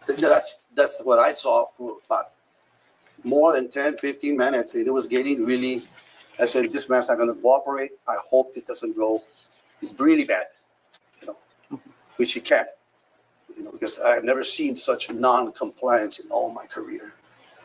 I think the officers were professional, especially Ernie, as to his approach in talking to you, trying to develop some type of rapport with you, and you wouldn't give in. You wouldn't give in. So there we are, like, we're getting tired of waiting, and they're checking our status because it's taking too long. I always thought, oh boy, we're gonna have the SWAT team here because this is abnormal, very abnormal. Oh yeah. So then that's it. I just waited for Ernie to continue, and finally, after I couldn't tell you till 30 minutes, or I couldn't give you an exact time frame. Finally, okay, names were exchanged. I'm just watching, still illuminating that rifle because I don't trust rifles. Or somebody that's not cooperating with the law, doesn't respect the law. What is his intention? I'm a uniform officer. I've never seen you before, by the way. I didn't know you. And other than that, finally everything calmed down after an extended amount of time. And again, I congratulate these officers for giving you such tremendous amount of leeway and just standing back there. Please give us your name. We're here because there was a call of shots fired, especially from the bridge or from that area rather, the area, the banks, the river banks. And he was doing his job, you know. So all I was doing is basically just there, lighting you up, and then they would move around this way, that way. And finally, thank God, you decided to give in and cooperate. To my opinion, that was like, oh, thank God, we're not going to have something really bad happen here. And then nothing happened, thank God. Thank you for the answer. To your knowledge, was Mr. Rincon within the boundaries of the city park? When I arrived, you were a little bit away, and it was so dark. Like I said, it was pitch dark. Couldn't tell you how far, but you were near it. And there had been more than 5 minutes that I had been en route, so I could have imagined if he had spotted you over here as you continued walking. You know, I couldn't tell you exactly as to where you were at, either by the park, in the park, or near the park. So it took me like 5 minutes to get there. By that time, everybody was there, all these other officers. So I got there and like, what's going on? He's got a rifle. I'll just let you up. That's my main priority. And that's it. Did you perform an external pat down on Mr. Rincon for other weapons in the encounter? I never touched you. Did Mr. Rincon attempt to flee from you? No. You stood your ground. This is my property. I'm not moving. That's what you claim. Would you describe Mr. Rincon as physically non-combative or combative during this encounter? Combative, very, verbally combative. I'm not going to give you my name. I don't have to.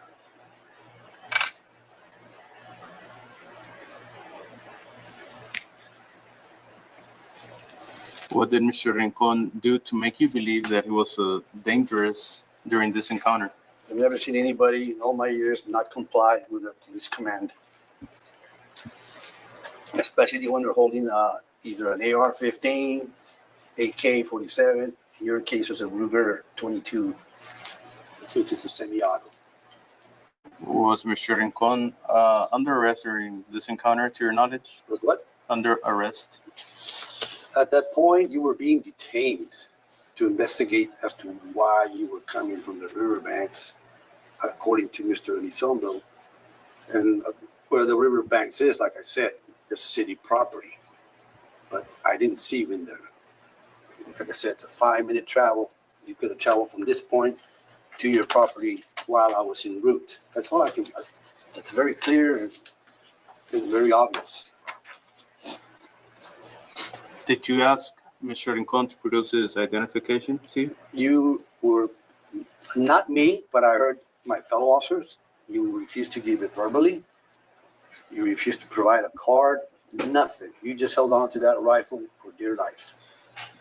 Did Mr. Rincon comply with that request?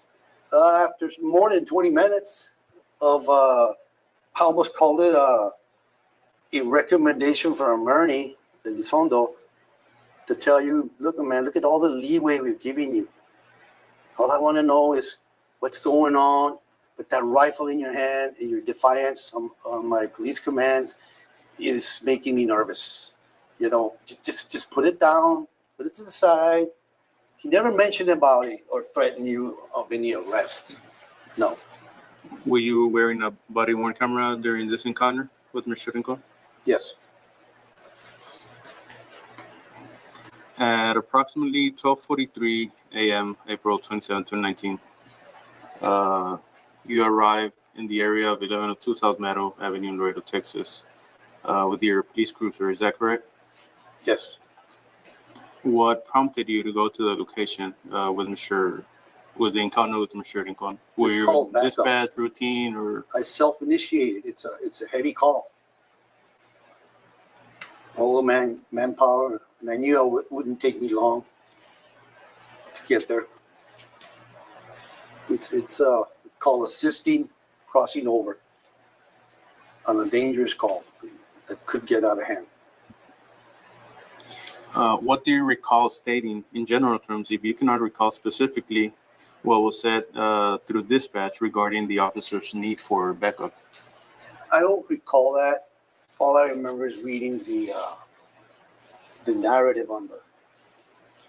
I did hear initially subject by the park.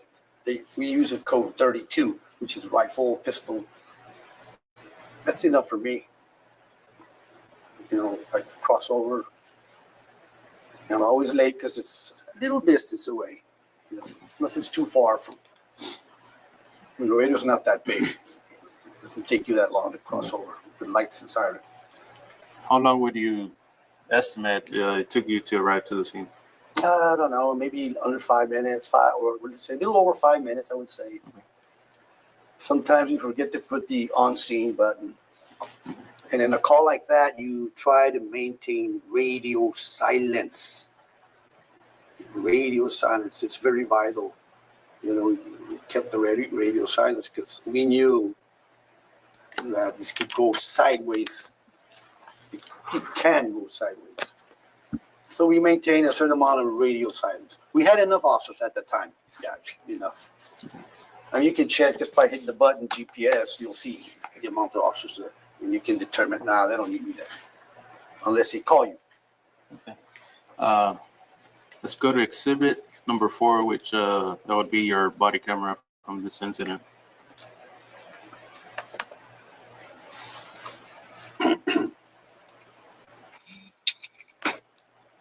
We're going to play from 0 seconds to 25-second mark.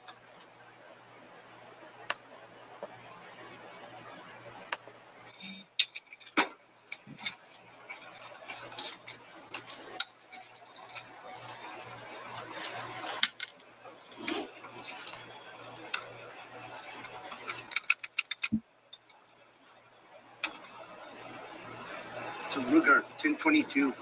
Yeah, it's a Ruger 1022 rifle. You guys know this guy? Okay.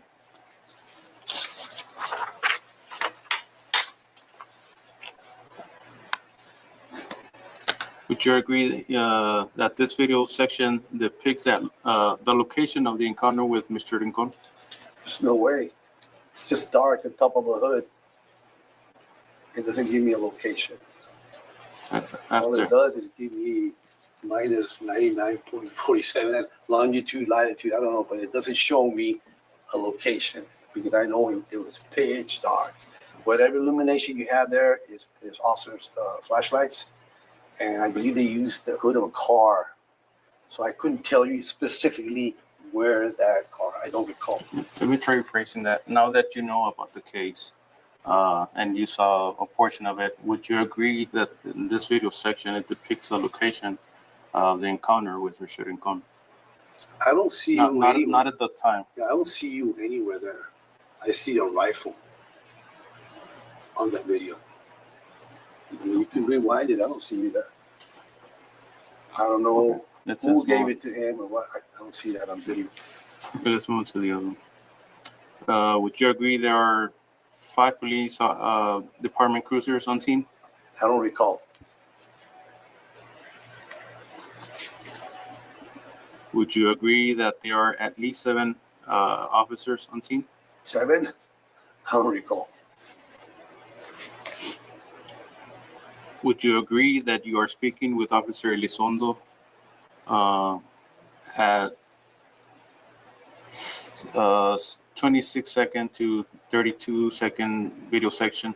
Let me play that real quick. Please. Yeah.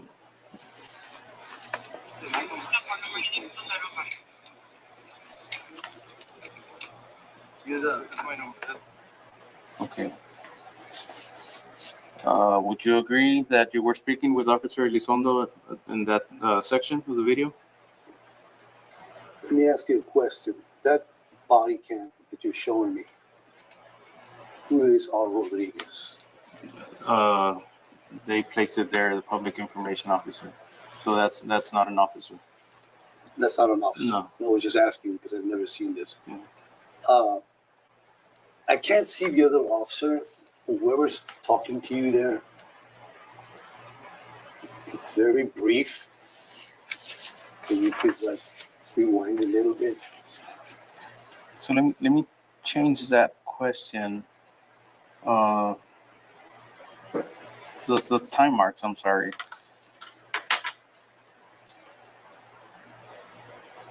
It's going to be from 0 second to 0:32 to 0 second to 32 second mark. Okay. Let me play that again. I'm sorry.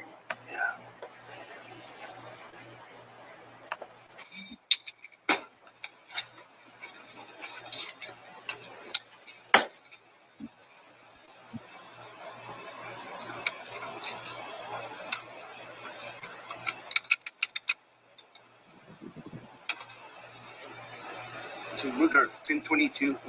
Yeah, it's a Ruger 1022. That's my voice. You guys know this guy?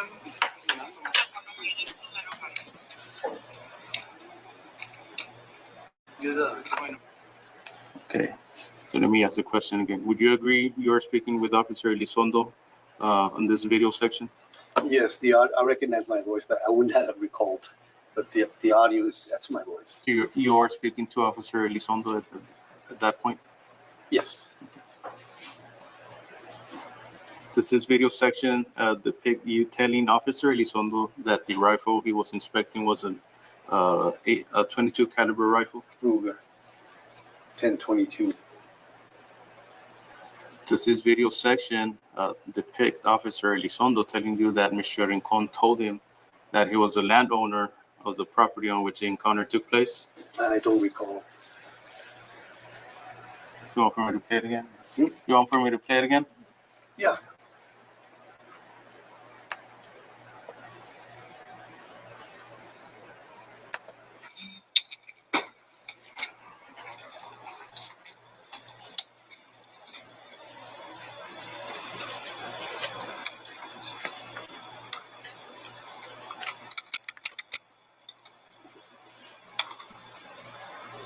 It's a Ruger 1022.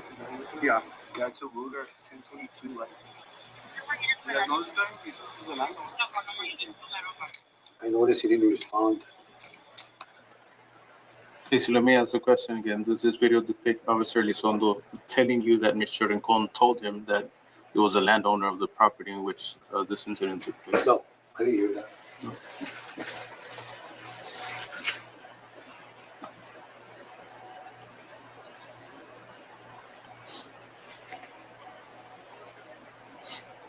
Let's look at the same exhibit at 2-minute, 20-second mark through the 2-minute, 40 seconds.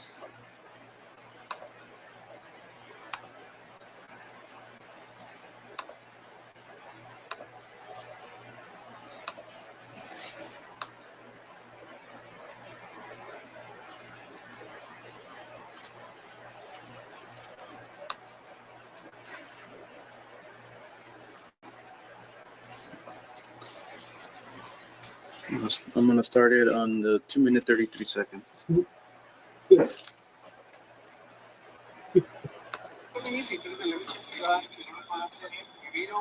it comes out of your cell phone. Metal.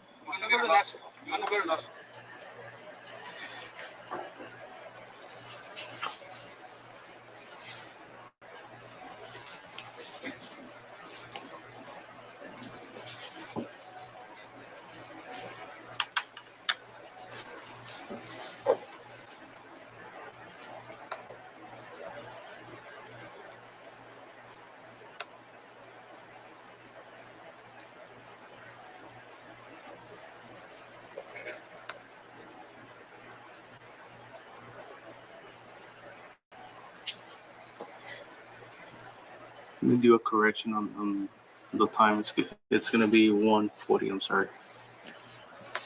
1:40 second. 1 minute 40 second. Did you put the tags here by bottom? Where you provided the tags here by Bobby Metal. George Mary Sam 0798 Texas.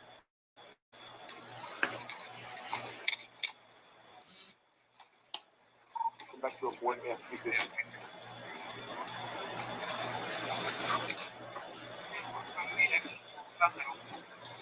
The audio is very poor. I can't hear the voices clearly or loud enough. You're walking out with a gun at night. Yeah.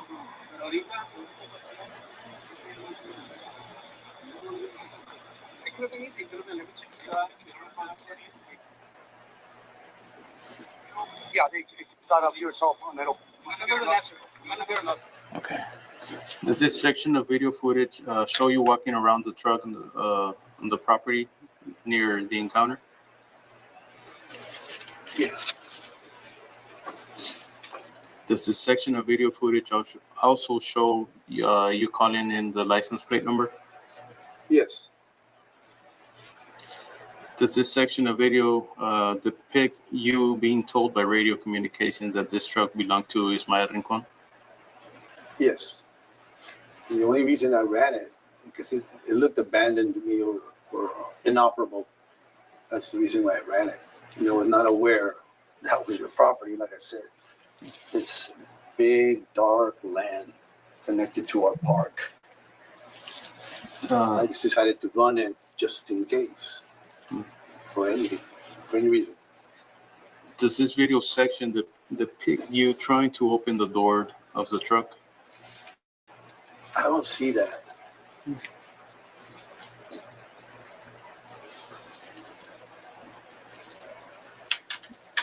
Now let's go to Exhibit 3.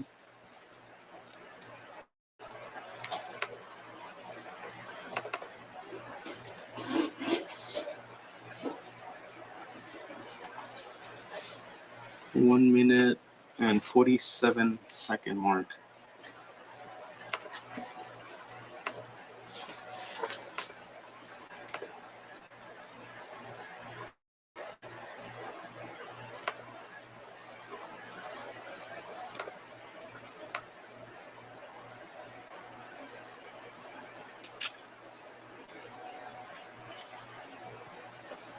One minute 41-second mark to 2 minute 35-second mark.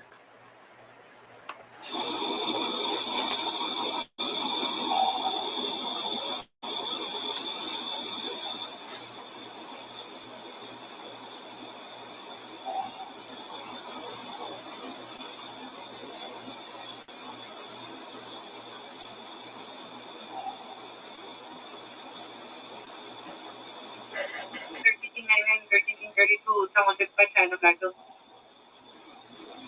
So I didn't break for season. Robot on 6 over top. I didn't let that. You can detect your fire about it, please. Okay. Were you provided the tags here by Fabio Segmento? 74, go ahead. Bless you. Bless you. Thank you.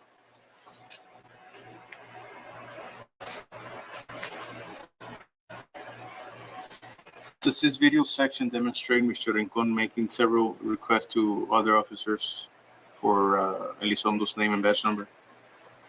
I don't recall. Does this video section demonstrate Officer Elizondo walking away from the hood of his cruiser towards Mr. Rincon? I don't recall that. You want to play it again? Yeah.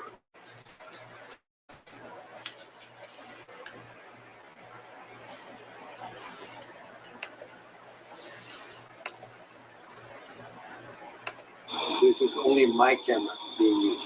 That is exhibit number 3, dash cam. Dash cam of the vehicle.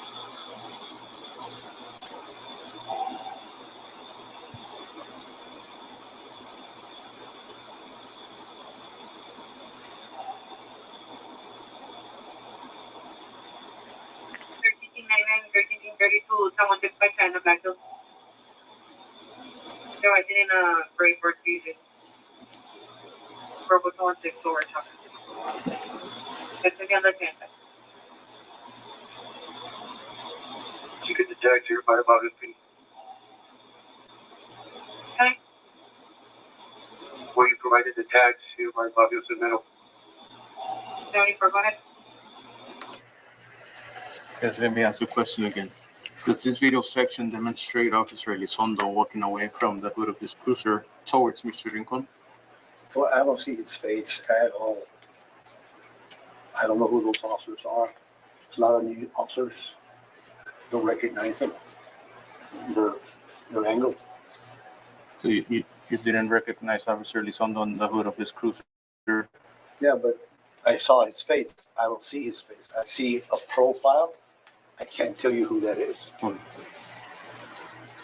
Like I said, more people kept arriving apparently. Does this video section demonstrate Officer Elizondo reaching and apparently taking Mr. Rincon's cell phone while he was recording the encounter? No, I don't see that.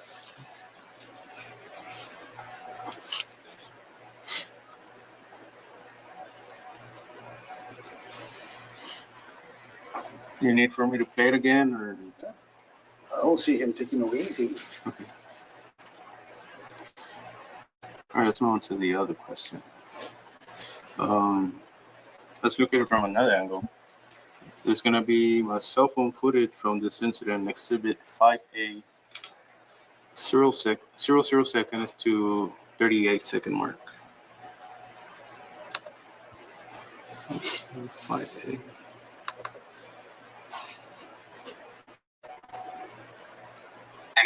No, what's your meeting? 0002 864 98. Porque hicieron bien hecho, todo es mi propiedad. Hicieron bien hecho. We just want to make sure. You can record on your 1332, someone dispatch and back up. Just give me your name. Just give me your name. So I didn't pray for Jesus. Just give me your name here. Go ahead. Bravo 216 forward. You're going to talk to him right now. ¿Cómo te llamas tú? What's your name? Hey, What's ¿cómo your te name? llamas? Listen to me. Listen to me. I just want your name. ¿Cómo te llamas?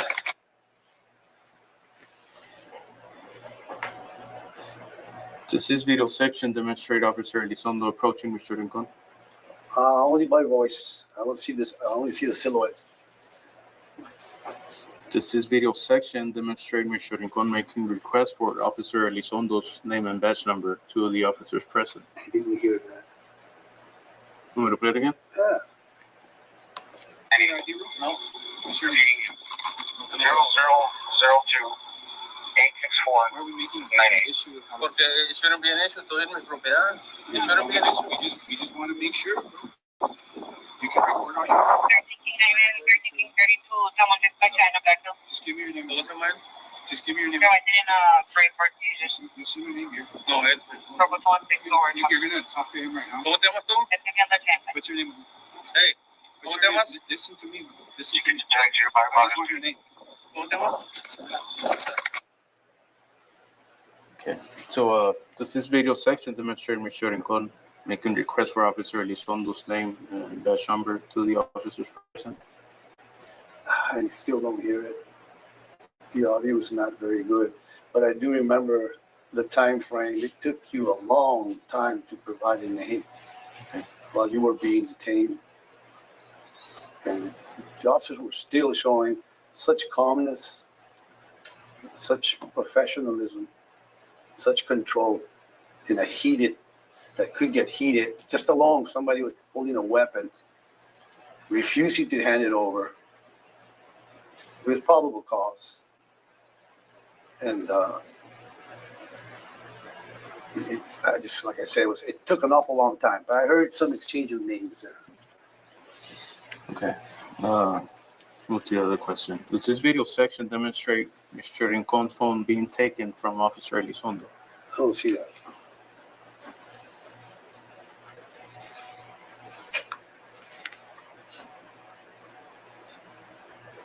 Did Officer Elizondo ask Mr. Rincon to give him his cell phone? I don't recall that. Why did Officer Elizondo take Mr. Rincon's cell phone? The objection calls for speculation. If you know, you can answer. But, If you know. oh, I don't know. I don't know. It's his decision. We have to ask him. Would you say that this video section demonstrates Mr. Rincon willingly giving Officer Elizondo his phone? I don't see any exchange.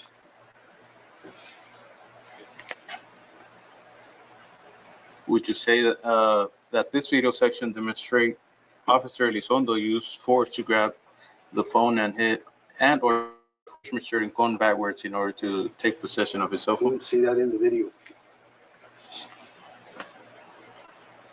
Is there a name used by Laredo Police Department or its officers for this technique of taking someone's cell phone or other small property? Is it what?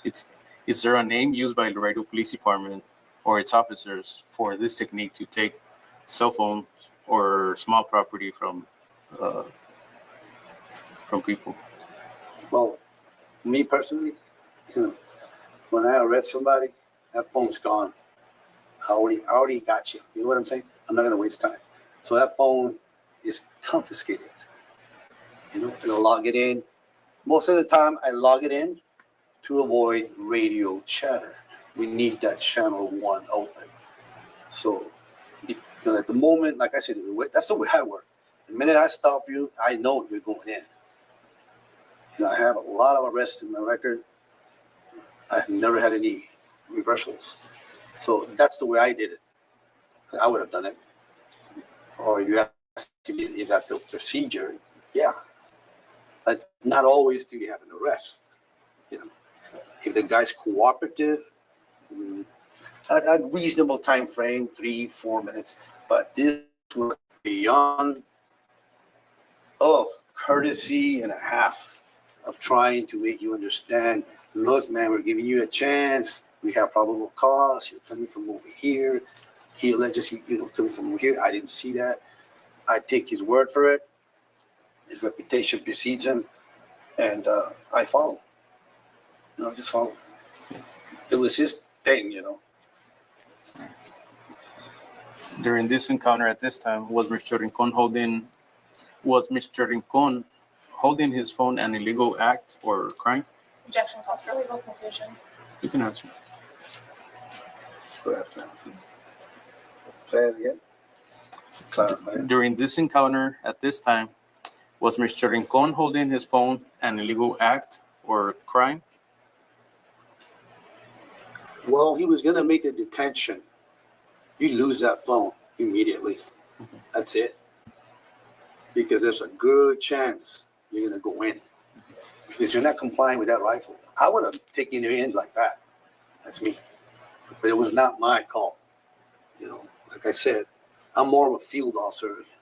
He's been a field officer, but I've been longer. The minute I do that, I know that you're gone. I'm going to handcuff you forward or backward, don't matter. So there's no need to proceed with the recording. You're going to rely on my body cam. I've never had any issues. Okay. So it's procedure. Some guys get freaked out. They panic.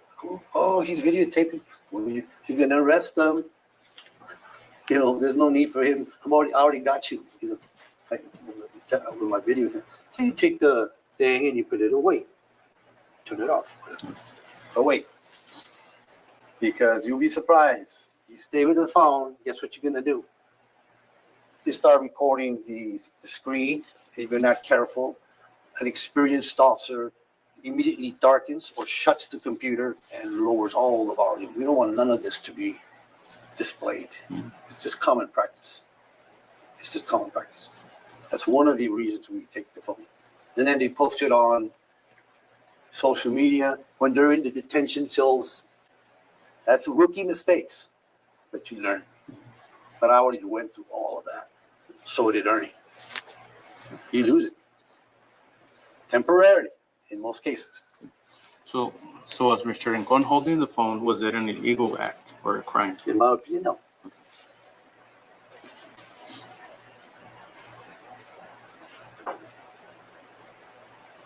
During this encounter at this time, was Mr. Rincon holding his phone and recording the encounter an illegal act or Don't crime? forget the rifle. Objection calls for legal conclusion. You were holding a rifle too, buddy. You were holding a rifle, a cell phone. back and forth, and like, what's he gonna do? Record it, or what's he gonna do? It's obvious you don't like the law. You displayed it that night, or have a problem with the law. Most people do not. 9 out of 10 encounters, people are so cooperative, especially in this area. I've never had anything like that happen. It was always the first time.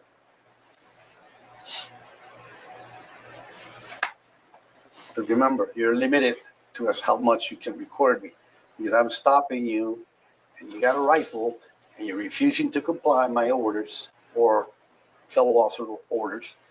He's got every reason to stop and free those hands away from everything.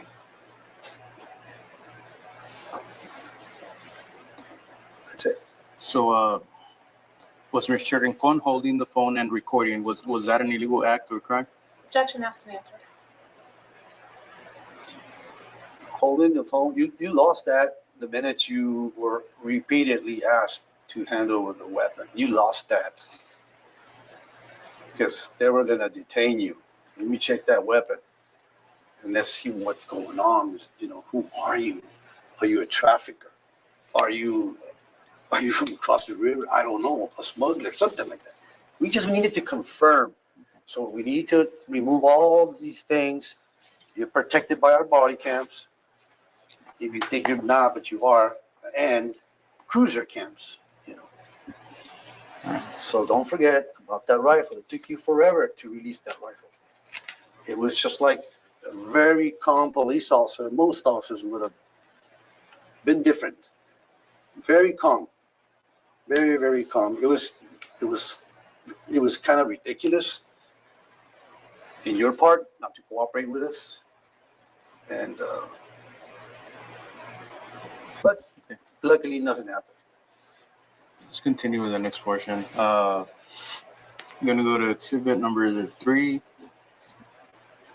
at the 2-minute 35-second through 2-minute 50-second mark.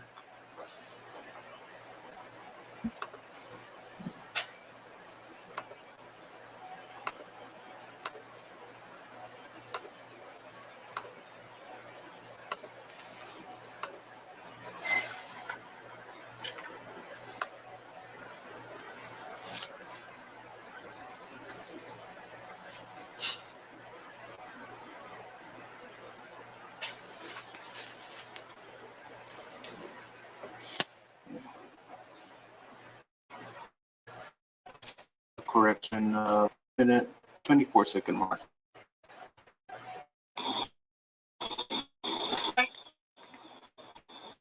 We provide the tags, obvious the middle. 74, go ahead. George Mary Sam, 0798 Texas.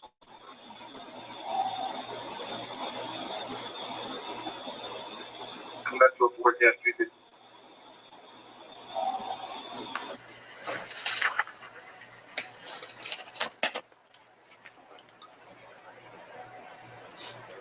Does this video section demonstrate Officer Elizondo directing Officer Fernandez to handcuff Mr. Rincon?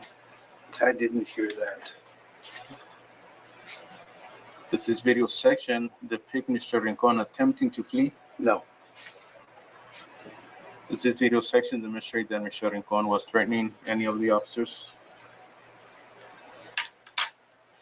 I don't see the exchange of the rifle at that point, if you had surrendered it or not.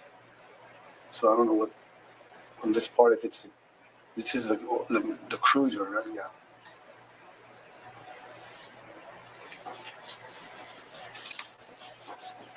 Does this video section demonstrate Mr. Rincon being violent or acting as a threat to anyone? At this moment? In this video section that I played. Right here, right now, everything's calm. Everything's under control at this point. But it took 30 minutes to get it there. 20, 30 minutes. Excessive. Does this video section demonstrate that there are at least 3 officers surrounding Mr. Rincon? I don't know most of them. Yeah. Does the video section demonstrate that Lieutenant Art Ramirez was within approximately 7 feet Mr. Rincon while he was being handcuffed. Is that the civilian? I believe that's him, yes. Yeah. Yes, that's him. Okay. If you know why Officer Fernandez directed by Officer Elizondo to handcuff Mr. Rincon? I have no idea. I guess the decision was made by the lead officer, the one that made the encounter with you.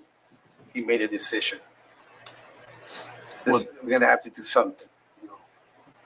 Well, Mr. Slow it down, you know, because you were very verbally aggressive, and it took forever to calm that tone and get it to a tone that's more comfortable. And then I guess that's when they decided to make the approach. Okay. Was Mr. Rincon under arrest at this point? You were being detained.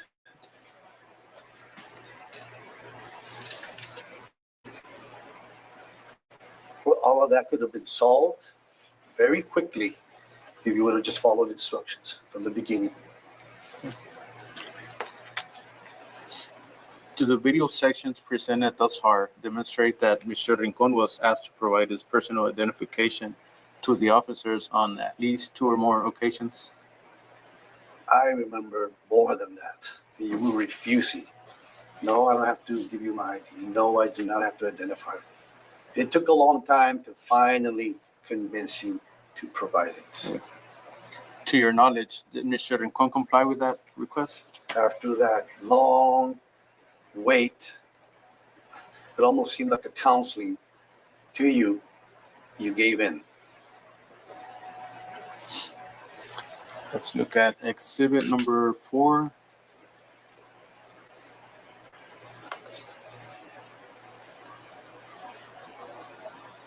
Two-minute, 35-second mark through 2-minute, 15 seconds.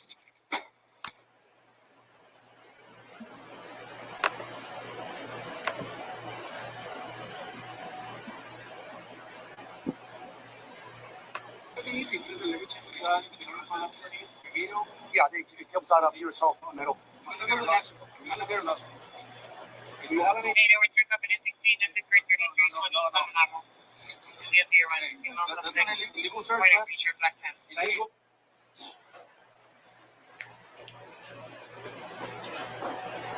Does this video section depict Officer Elizondo and Officer Fernandez reaching into Mr. Rincon's pocket and clothing area? It's called a pat down for our safety.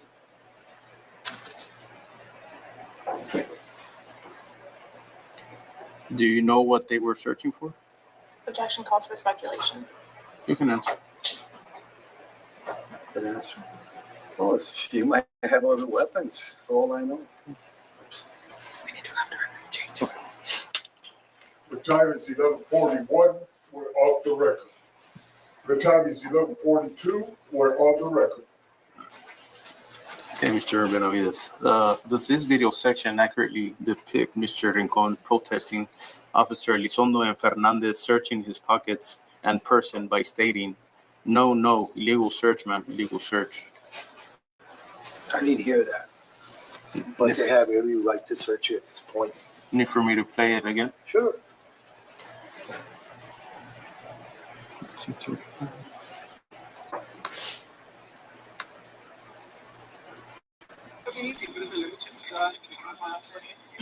Yeah, it comes out of your cell phone. It'll.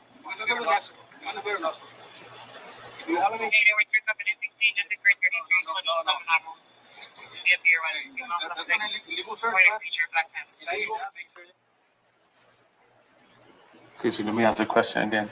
Does the video section accurately depict Mr. Rincon protesting Officers Elizondo and Fernandez searching his pockets and person by stating, "No, no, illegal search, man, illegal search"? You did not physically resist, okay? But they have every right to search you. Every right. You're holding a rifle. You might have bullets in there, have another handgun. I don't know. A knife. And believe me, I've seen a lot of stuff that gets through you if you don't do a proper search. Because if we do arrest you, you're going to end up in the back seat. And if I didn't do a good search, guess what's going to happen? You had a jacket on. little bitty pistol like that, and you're done. The officer's done. You have to do a good pat down. I learned that from the jail, working there. It's extremely important. You just don't do it like that. No. You go in there, you know how to pat down after all these years. It's mandatory. You're going to get people hurt. But physically resisting, no, just verbally. Okay, this video section depict Officer Elizondo taking Mr. Rincon's wallet or other articles of property off of Mr. Rincon's person. I'm not sure what he was able to get out. It's too dark and not. He's searching you. If you know, what was the purpose of Officer Elizondo taking Mr. Rincon's wallet? Objection calls for speculation. You can answer. No, since you didn't want to identify yourself, you wanted to confirm either if you did or didn't at some point. I need to confirm. You might like have an ID to confirm who you are. If you were in our database, if you run through warrants, stuff like that. Plus, number one is always weapons. Always. Always, always. Okay. Move to the other question. Was Mr. Rincon required by any law to give his wallet to any officer at this scene? For ID purposes, if you refuse to hand it over by your own volition, then carefully grab the wallet, preferably in front of the camera, so you can see what you're doing. You know, that way, the ID, I don't go in there and take everything out. No, just to see the driver's license and look at you and run traffic. I got confirmation that it is who he says he is. And like I said, after 30 minutes, they're still very calm. Very calm. I commend these officers. Such professionalism. Do you want me to rephrase that question? No. Okay. Let's go to exhibit. Let's see on this exhibit, 3-minute 4-second mark through the 3-minute 8-second mark.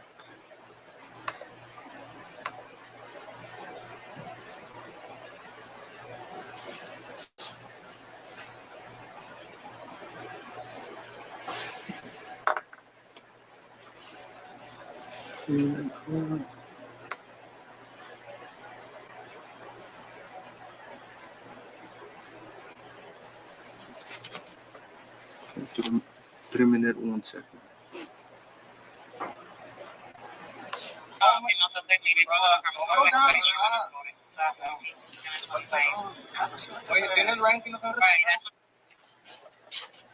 Okay. Does this section of video depict Officer Elizondo referring to Mr. Rincon as a cabron? I didn't hear that. I hear the dispatch overpowering everybody. You want me to play it again to see if you can catch it? Sure.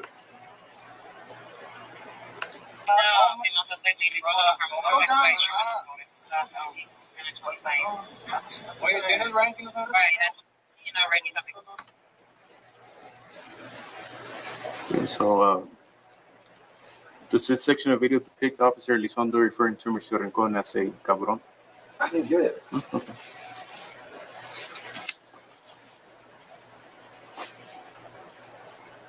What does cabron translate into English under this circumstance? I mean, I don't use that word.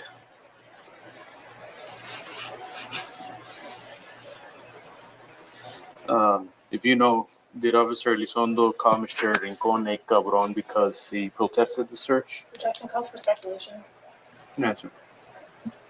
I didn't hear him say cabron, so I can't. At this time, was Mr. Rincon under arrest? No, you were detained.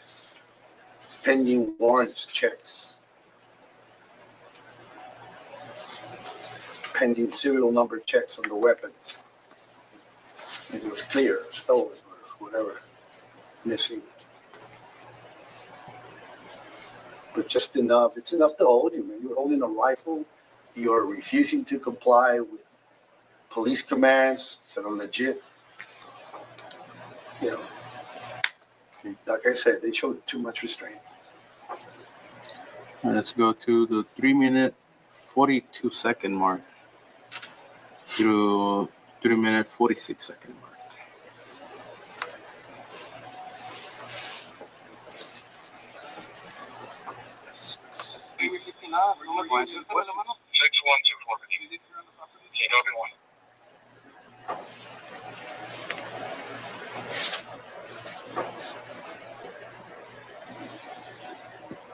Does this video section demonstrate you, Officer Benavides, telling Mr. Rincon to answer the questions?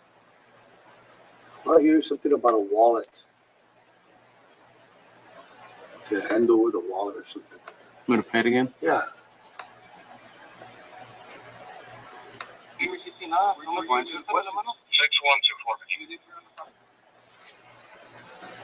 Yes, the question again. Does this section demonstrate you, Officer Benavides, telling Mr. Rincon to answer the questions?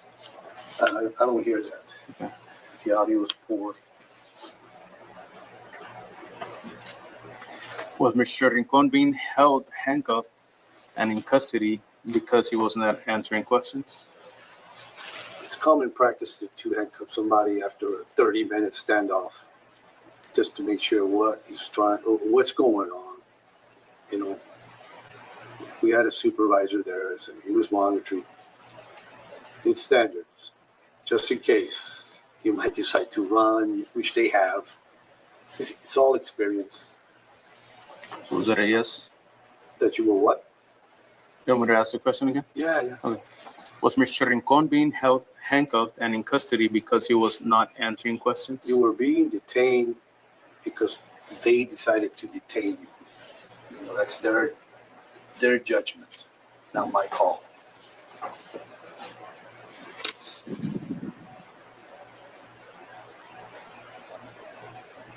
What was he being detained for in handcuffs? Number one, the initial, what I heard was you were coming from the park holding a rifle.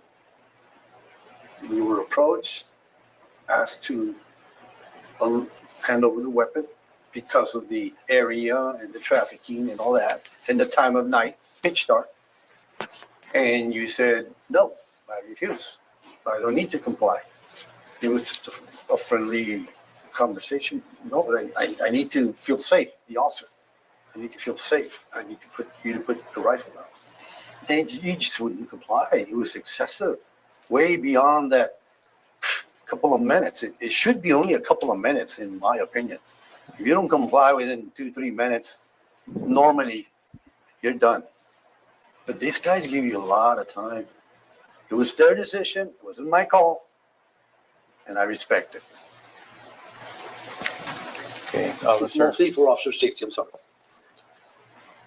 Officer, do you know what question or questions Mr. Rincon was required to answer in order to the encounter to end, as per your statement? From what I heard, Ernie almost exhausted his vocal cords trying to get your name and for you to comply with all his commands.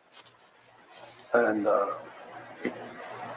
he never got upset or anything like that. And it took that long to, I don't know what convinced you after that standoff. Nobody was being disrespectful, hollering out names. And it's just an unusual amount of time. It's not normal. I said, something's wrong. Something's not right. So after, for whatever reason, you just decided to comply. It took way too much time. In my opinion, it was a proper police stop because of the calls that were coming in from that area that you were coming from. Shots fired, shots being fired, all over the place. It's hard to pinpoint. And it just happens that you were coming from that one of those known areas. You know. So Ernie just from what I can tell, which is trying to find out, hey, are you National Guard, Border Patrol, stuff like that, because you'll see them out there, and they'll comply. They got their X-ray, their infrareds. I've seen them in civilian. I bumped into them all the time. I just did not understand why you wouldn't comply. I said, oh my God, this is going to get bad. So we need to show severe restraint, but with just careful, and nobody interrupt the lead man, because that can cause problems. So we let Ernie take care of it. Experience, he knew what he was doing. I'm not going to question it, because he made initial contact. I was 5, 6, 7 minutes away after the encounter. So like I said, it could have moved from over here to the area in question. It could have been when I arrived that you were headed this way, towards your area. Your property. I don't know. It was too dark, pitch dark. Okay, let's move to, let's say on the same exhibit, 18-minute, 10-second mark to 19-minute, 3 seconds.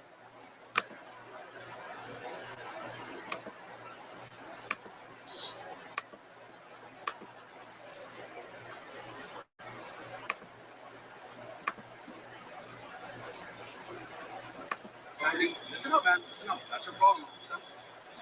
Finally asked you, hey, you border patrol? That he is, you know, okay, see your ID. Whatever reason you think that you don't have ID or something.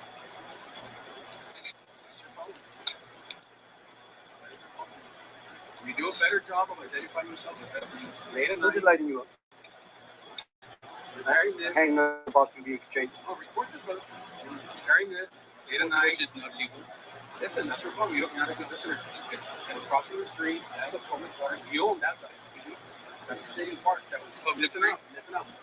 That's a city park that we control. And there was just a shooting from the Mexico side where a lady on this side got shot. Okay? There's plenty of witnesses. They're all cops.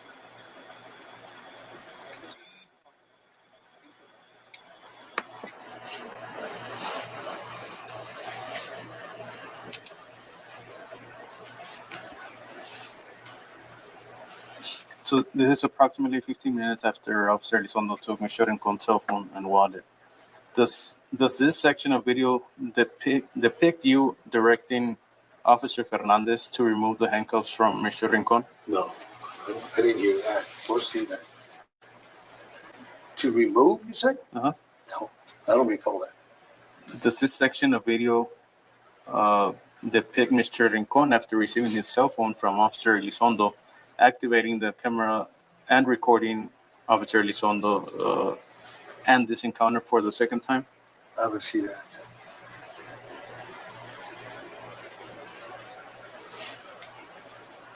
You want me to play this section again? Yeah. Or you want me to ask the question again? We'll ask it. Does this section of video depict Mr. Rincon after receiving his cell phone from Officer Elizondo, activating the camera and recording Officer Elizondo and this encounter for a second time? Let me see it, please.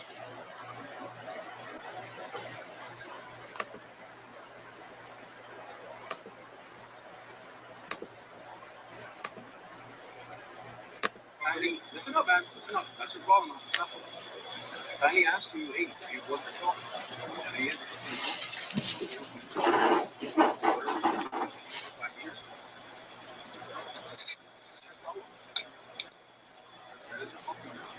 You do a better job of identifying yourself. Late at night. Lighting you up. Hang that's about to be exchanged. Oh, report this, brother. Carrying this. Late at night is not legal. Listen, that's your problem. You don't have a good listener. Okay?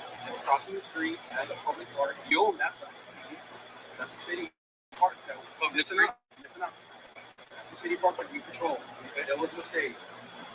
There was just a shooting from the Mexico side where a lady on this side got shot. Okay? There's plenty of witnesses. They're all cops.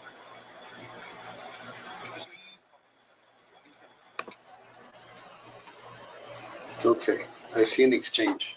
Okay, so let me ask the question again. Does this section of video depict Mr. Rincon after receiving his cell phone from Officer Elizondo, activating the camera and recording Officer Elizondo in this encounter for the second time?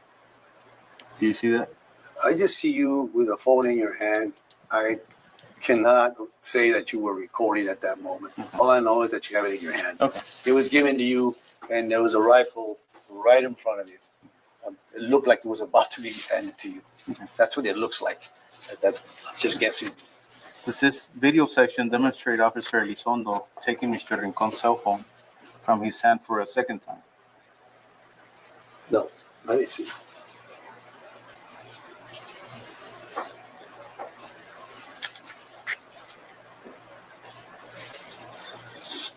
If you know, did Officer Elizondo turn off Mr. Rincon's cell phone recording application or function? I don't recall that.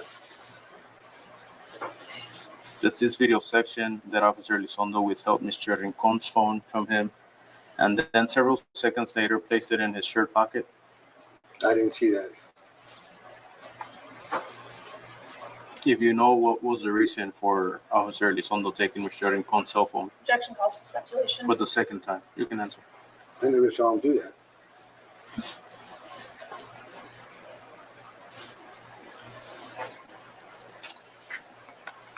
Let's look at the same encounter on Exhibit 5B, 0-second mark to 38-second mark.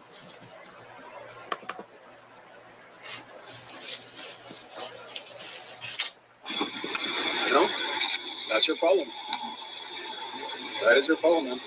If you do a better job of identifying yourself late at night, you're carrying this. It was about to be exchanged. No, record this, brother.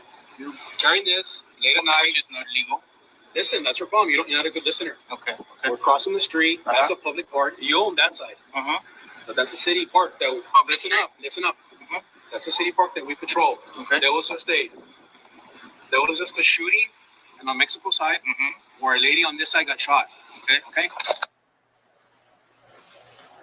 Okay. Does this video section depict essentially the same account as my Exhibit 4, the previous video that I presented to you? Which is what? Does this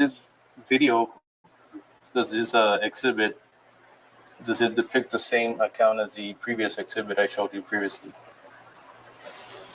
Does it show the same No. account? No.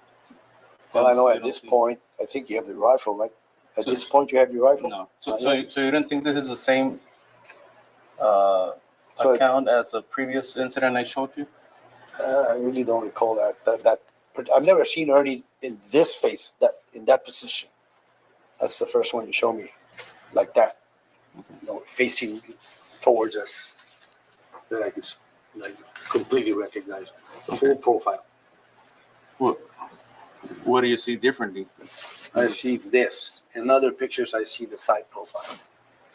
This is the first time I see his face, like this. Okay. It's a different angle. Okay. Different angle, but would you say it's the same section or the same? No, it's rolling on the tape, man. It's just rolling. It doesn't stop. I don't stop it. It just keeps going. Okay. That's what I want to. It's a loop, I can't stop.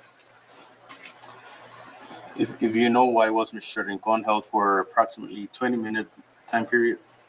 Because you failed to comply with a lawful police order. And that was way too much time.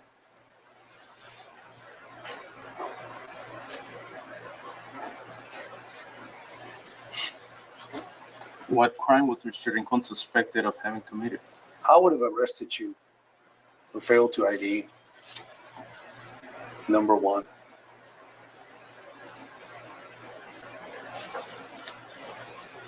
After 20 minutes, and if I saw you coming from our park, that's a factor. Because I'm spotting you on our city park. That's a different ball game right there. You're trespassing. It's after curfew. What are you doing? Stuff like that. But I was not the initial guy. It was Ernie. That's what I would have done.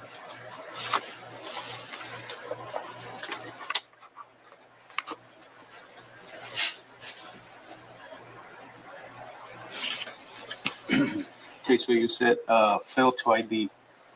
Do you know what Texas Penal Code failing to ID would be here in Texas? Well, you got to have probable cause. The probable cause was there. Person with rifle, shots fired by the riverbanks, and then we happen to see you coming from that area. That's enough, just to check you out. Let me rephrase the question. You said failed to ID, so do you know what failed to ID? Let me give you a specific code, 38.02. Do you know what that code says, or do you know what it reads, or what are the elements? You got to have probable cause, and at that point, he had probable cause. Like I said, I wasn't the lead man. I was an assisting man. I'm just giving you my opinion, and my opinion is different from every other officer's. Right. But at that point, if the call is coming from over here from the park, I have every reasonable, and holding a rifle and being a little hostile or being hostile, it gives me the right. Something is not right. He's hiding something, or he's wanted, or he's doing something he's not supposed to. Late at night in pitch darkness, it's not a good thing to approach, especially if you're alone. And I don't see why at that point you couldn't just cooperate a little bit. It took so much. Okay, so you're not answering my question. My question is if you know what 3802 Texas Penal Code failed to ID. Off the bat, I don't.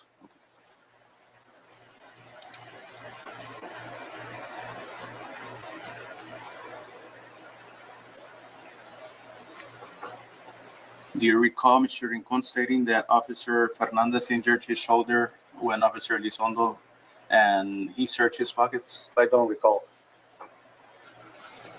Do you recall that Mr. Rincon requested EMS assistance on at least 3 occasions after Fernandez injured his shoulder? I don't recall, but I believe they showed up later on.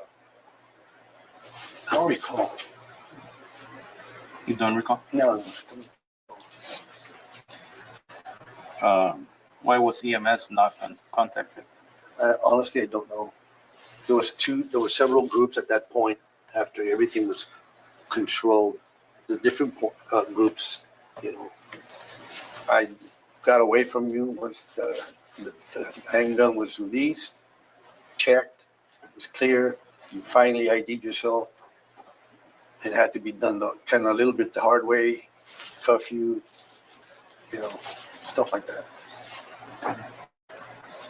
What did Lieutenant Ramirez, batch number 640, say to you about how this encounter was handled? Yeah. Officer Benavides, I know that you have been since retired, but do you believe that your conduct and actions during this encounter with Mr. Rincon did not violate any Laredo Police Department policies existing at that time? Objection calls for legal conclusion. You can answer. I have my body cam. That's the only requirement. I can cross over on high risk calls. There's nothing that says I can't. I had my body cam. That's a big violation. It can get you suspended 10 days. I had it on. I made sure I had it on. It's exonerated me in pretty much all the complaints I've ever had.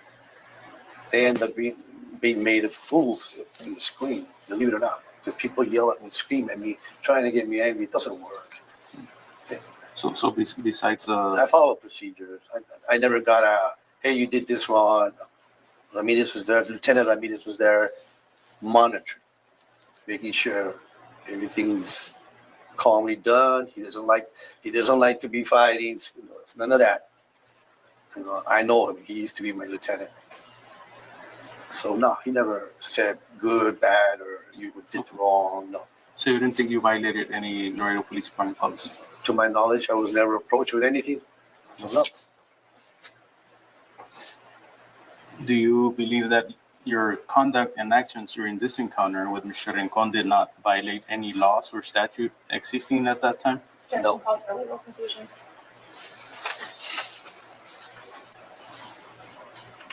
Are you familiar with the United States Appellate Court for the Fifth Circuit ruling in Turner versus Driver from February 2017?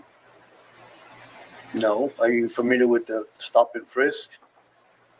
It gives us that power with reasonable suspicion. We had more than reasonable suspicion. So I'm not familiar with that case you're talking about, but I don't know if you're aware of that federal law.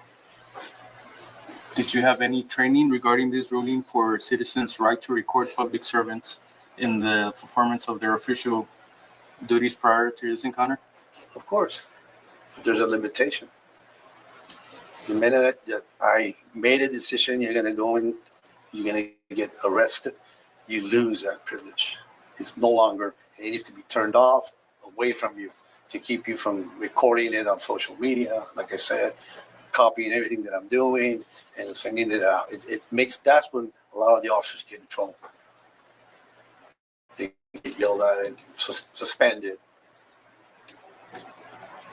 Are you familiar with the United States Supreme Court ruling in Terry v. Ohio from 1968?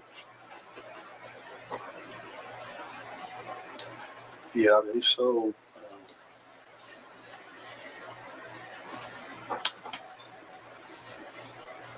Just say yes or no. Is that the one where shooting at somebody as they're fleeing? I mean, if you don't know, you can answer no. Terry versus Ohio, I think it is. I'm not sure. Okay. No. Did you have any training regarding this ruling, a detainment and external pat-down for suspect believed to be armed and dangerous prior to this encounter? Yeah. You had training? Oh, yeah. Constant. On Terry v. Ohio? You just how to search, what not to search. Okay. For purposes of possible award of punitive damage to the plaintiff in this case, can you approximate your net worth in dollars at this time? No. What does that have to do with anything? Do you recall how many vehicles do you have? What does that have to do with anything? It's for court purposes. He has a claim for punitive damages, whether he's entitled to them or not is at issue in the case. Oh, okay. I've got 2 cars and 1 motorcycle.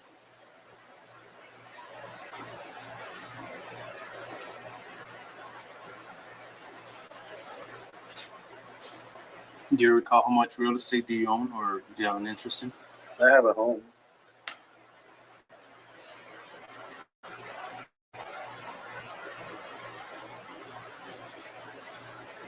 How much were you paid by Laredo OPD last year? If I was an hourly, it was at $42 some per hour. So make the math. Times 20, 80. 80,000? No, multiply my base salary was 42, 46. Multiply that 20 by 80. I never saw my check. It was always direct deposit. The wife took care of the rest. Do you know how much you were paid the whole year? I'm gonna check through my bank account. If you don't know, you can answer. Well, it's somewhere. No, I don't know. Okay.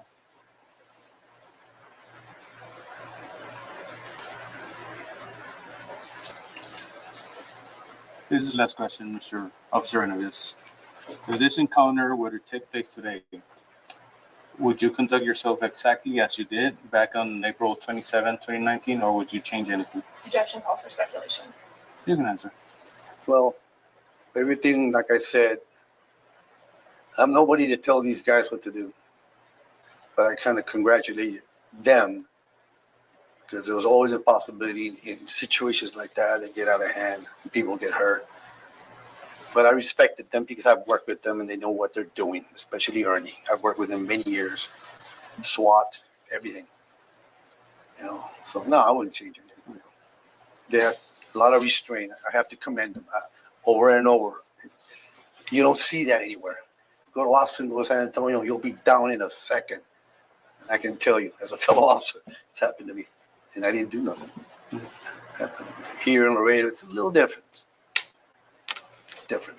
Okay. Well, thank you for coming. This concludes our presentation, Mr. Benavides. I reserved, and we would like to review if the transcript is made for signature.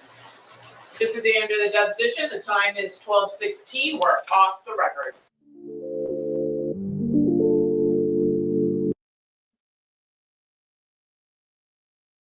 Wow.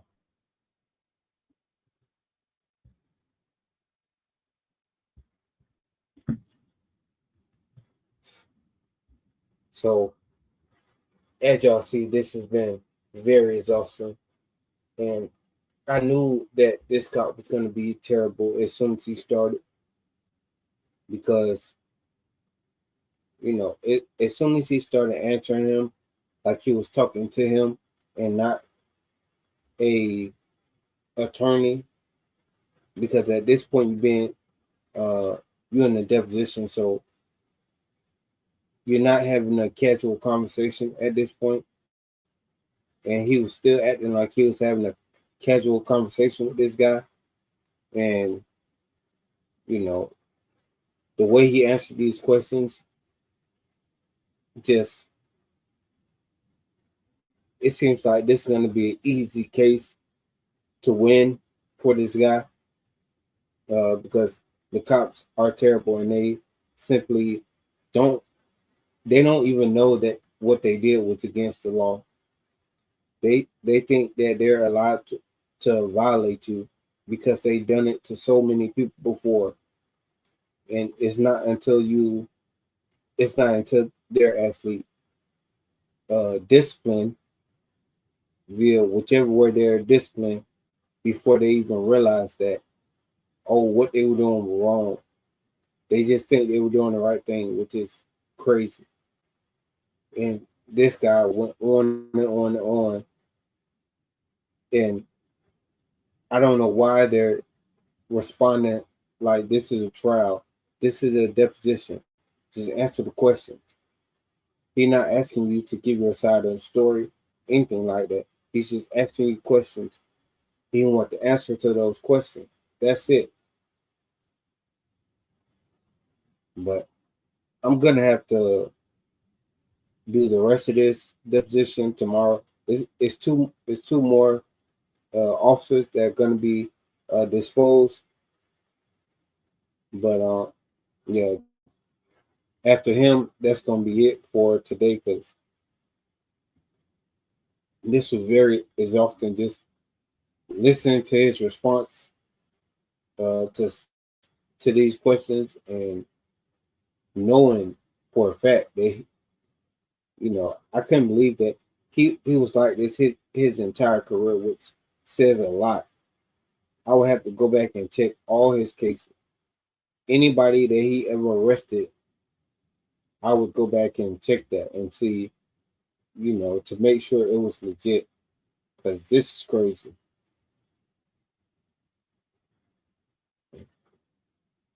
But I appreciate everybody for joining me on this deposition. I know this was exhausting. That's why I'm going to go ahead and end it here. But let me say, I appreciate y'all. AWB, I'm out. I'll see y'all tomorrow. And we're going to finish this. So tomorrow, I'm not going to play the entire beginning to see what caused it. I think they did a shorter version of that. Hold on. Let me see if I can pull that up. So this is what I'm going to start off with. Listen to me. Yeah. So this is only like a 3-minute start. This is your name. Well, you provided the tags, my Fabio Segmento. 74, go ahead.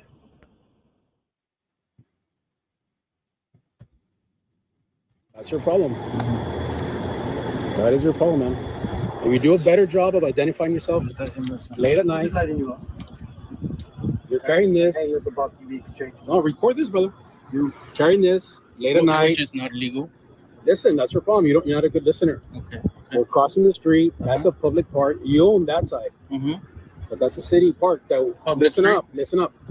That's a city park that we patrol. Okay. There was just a shooting on the Mexico side where a lady on this side got shot. Okay.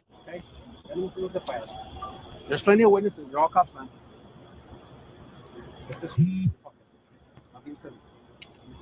Silly. The weapon? All right, y'all. So I just want to show out. I'm gonna start here tomorrow. I'm not gonna play the whole beginning of this because it's been exhausting enough. But I went ahead and dropped the link to this in the description of this, so you can go check it out if you like to do that. But until tomorrow, it'll be I'm out. Appreciate y'all.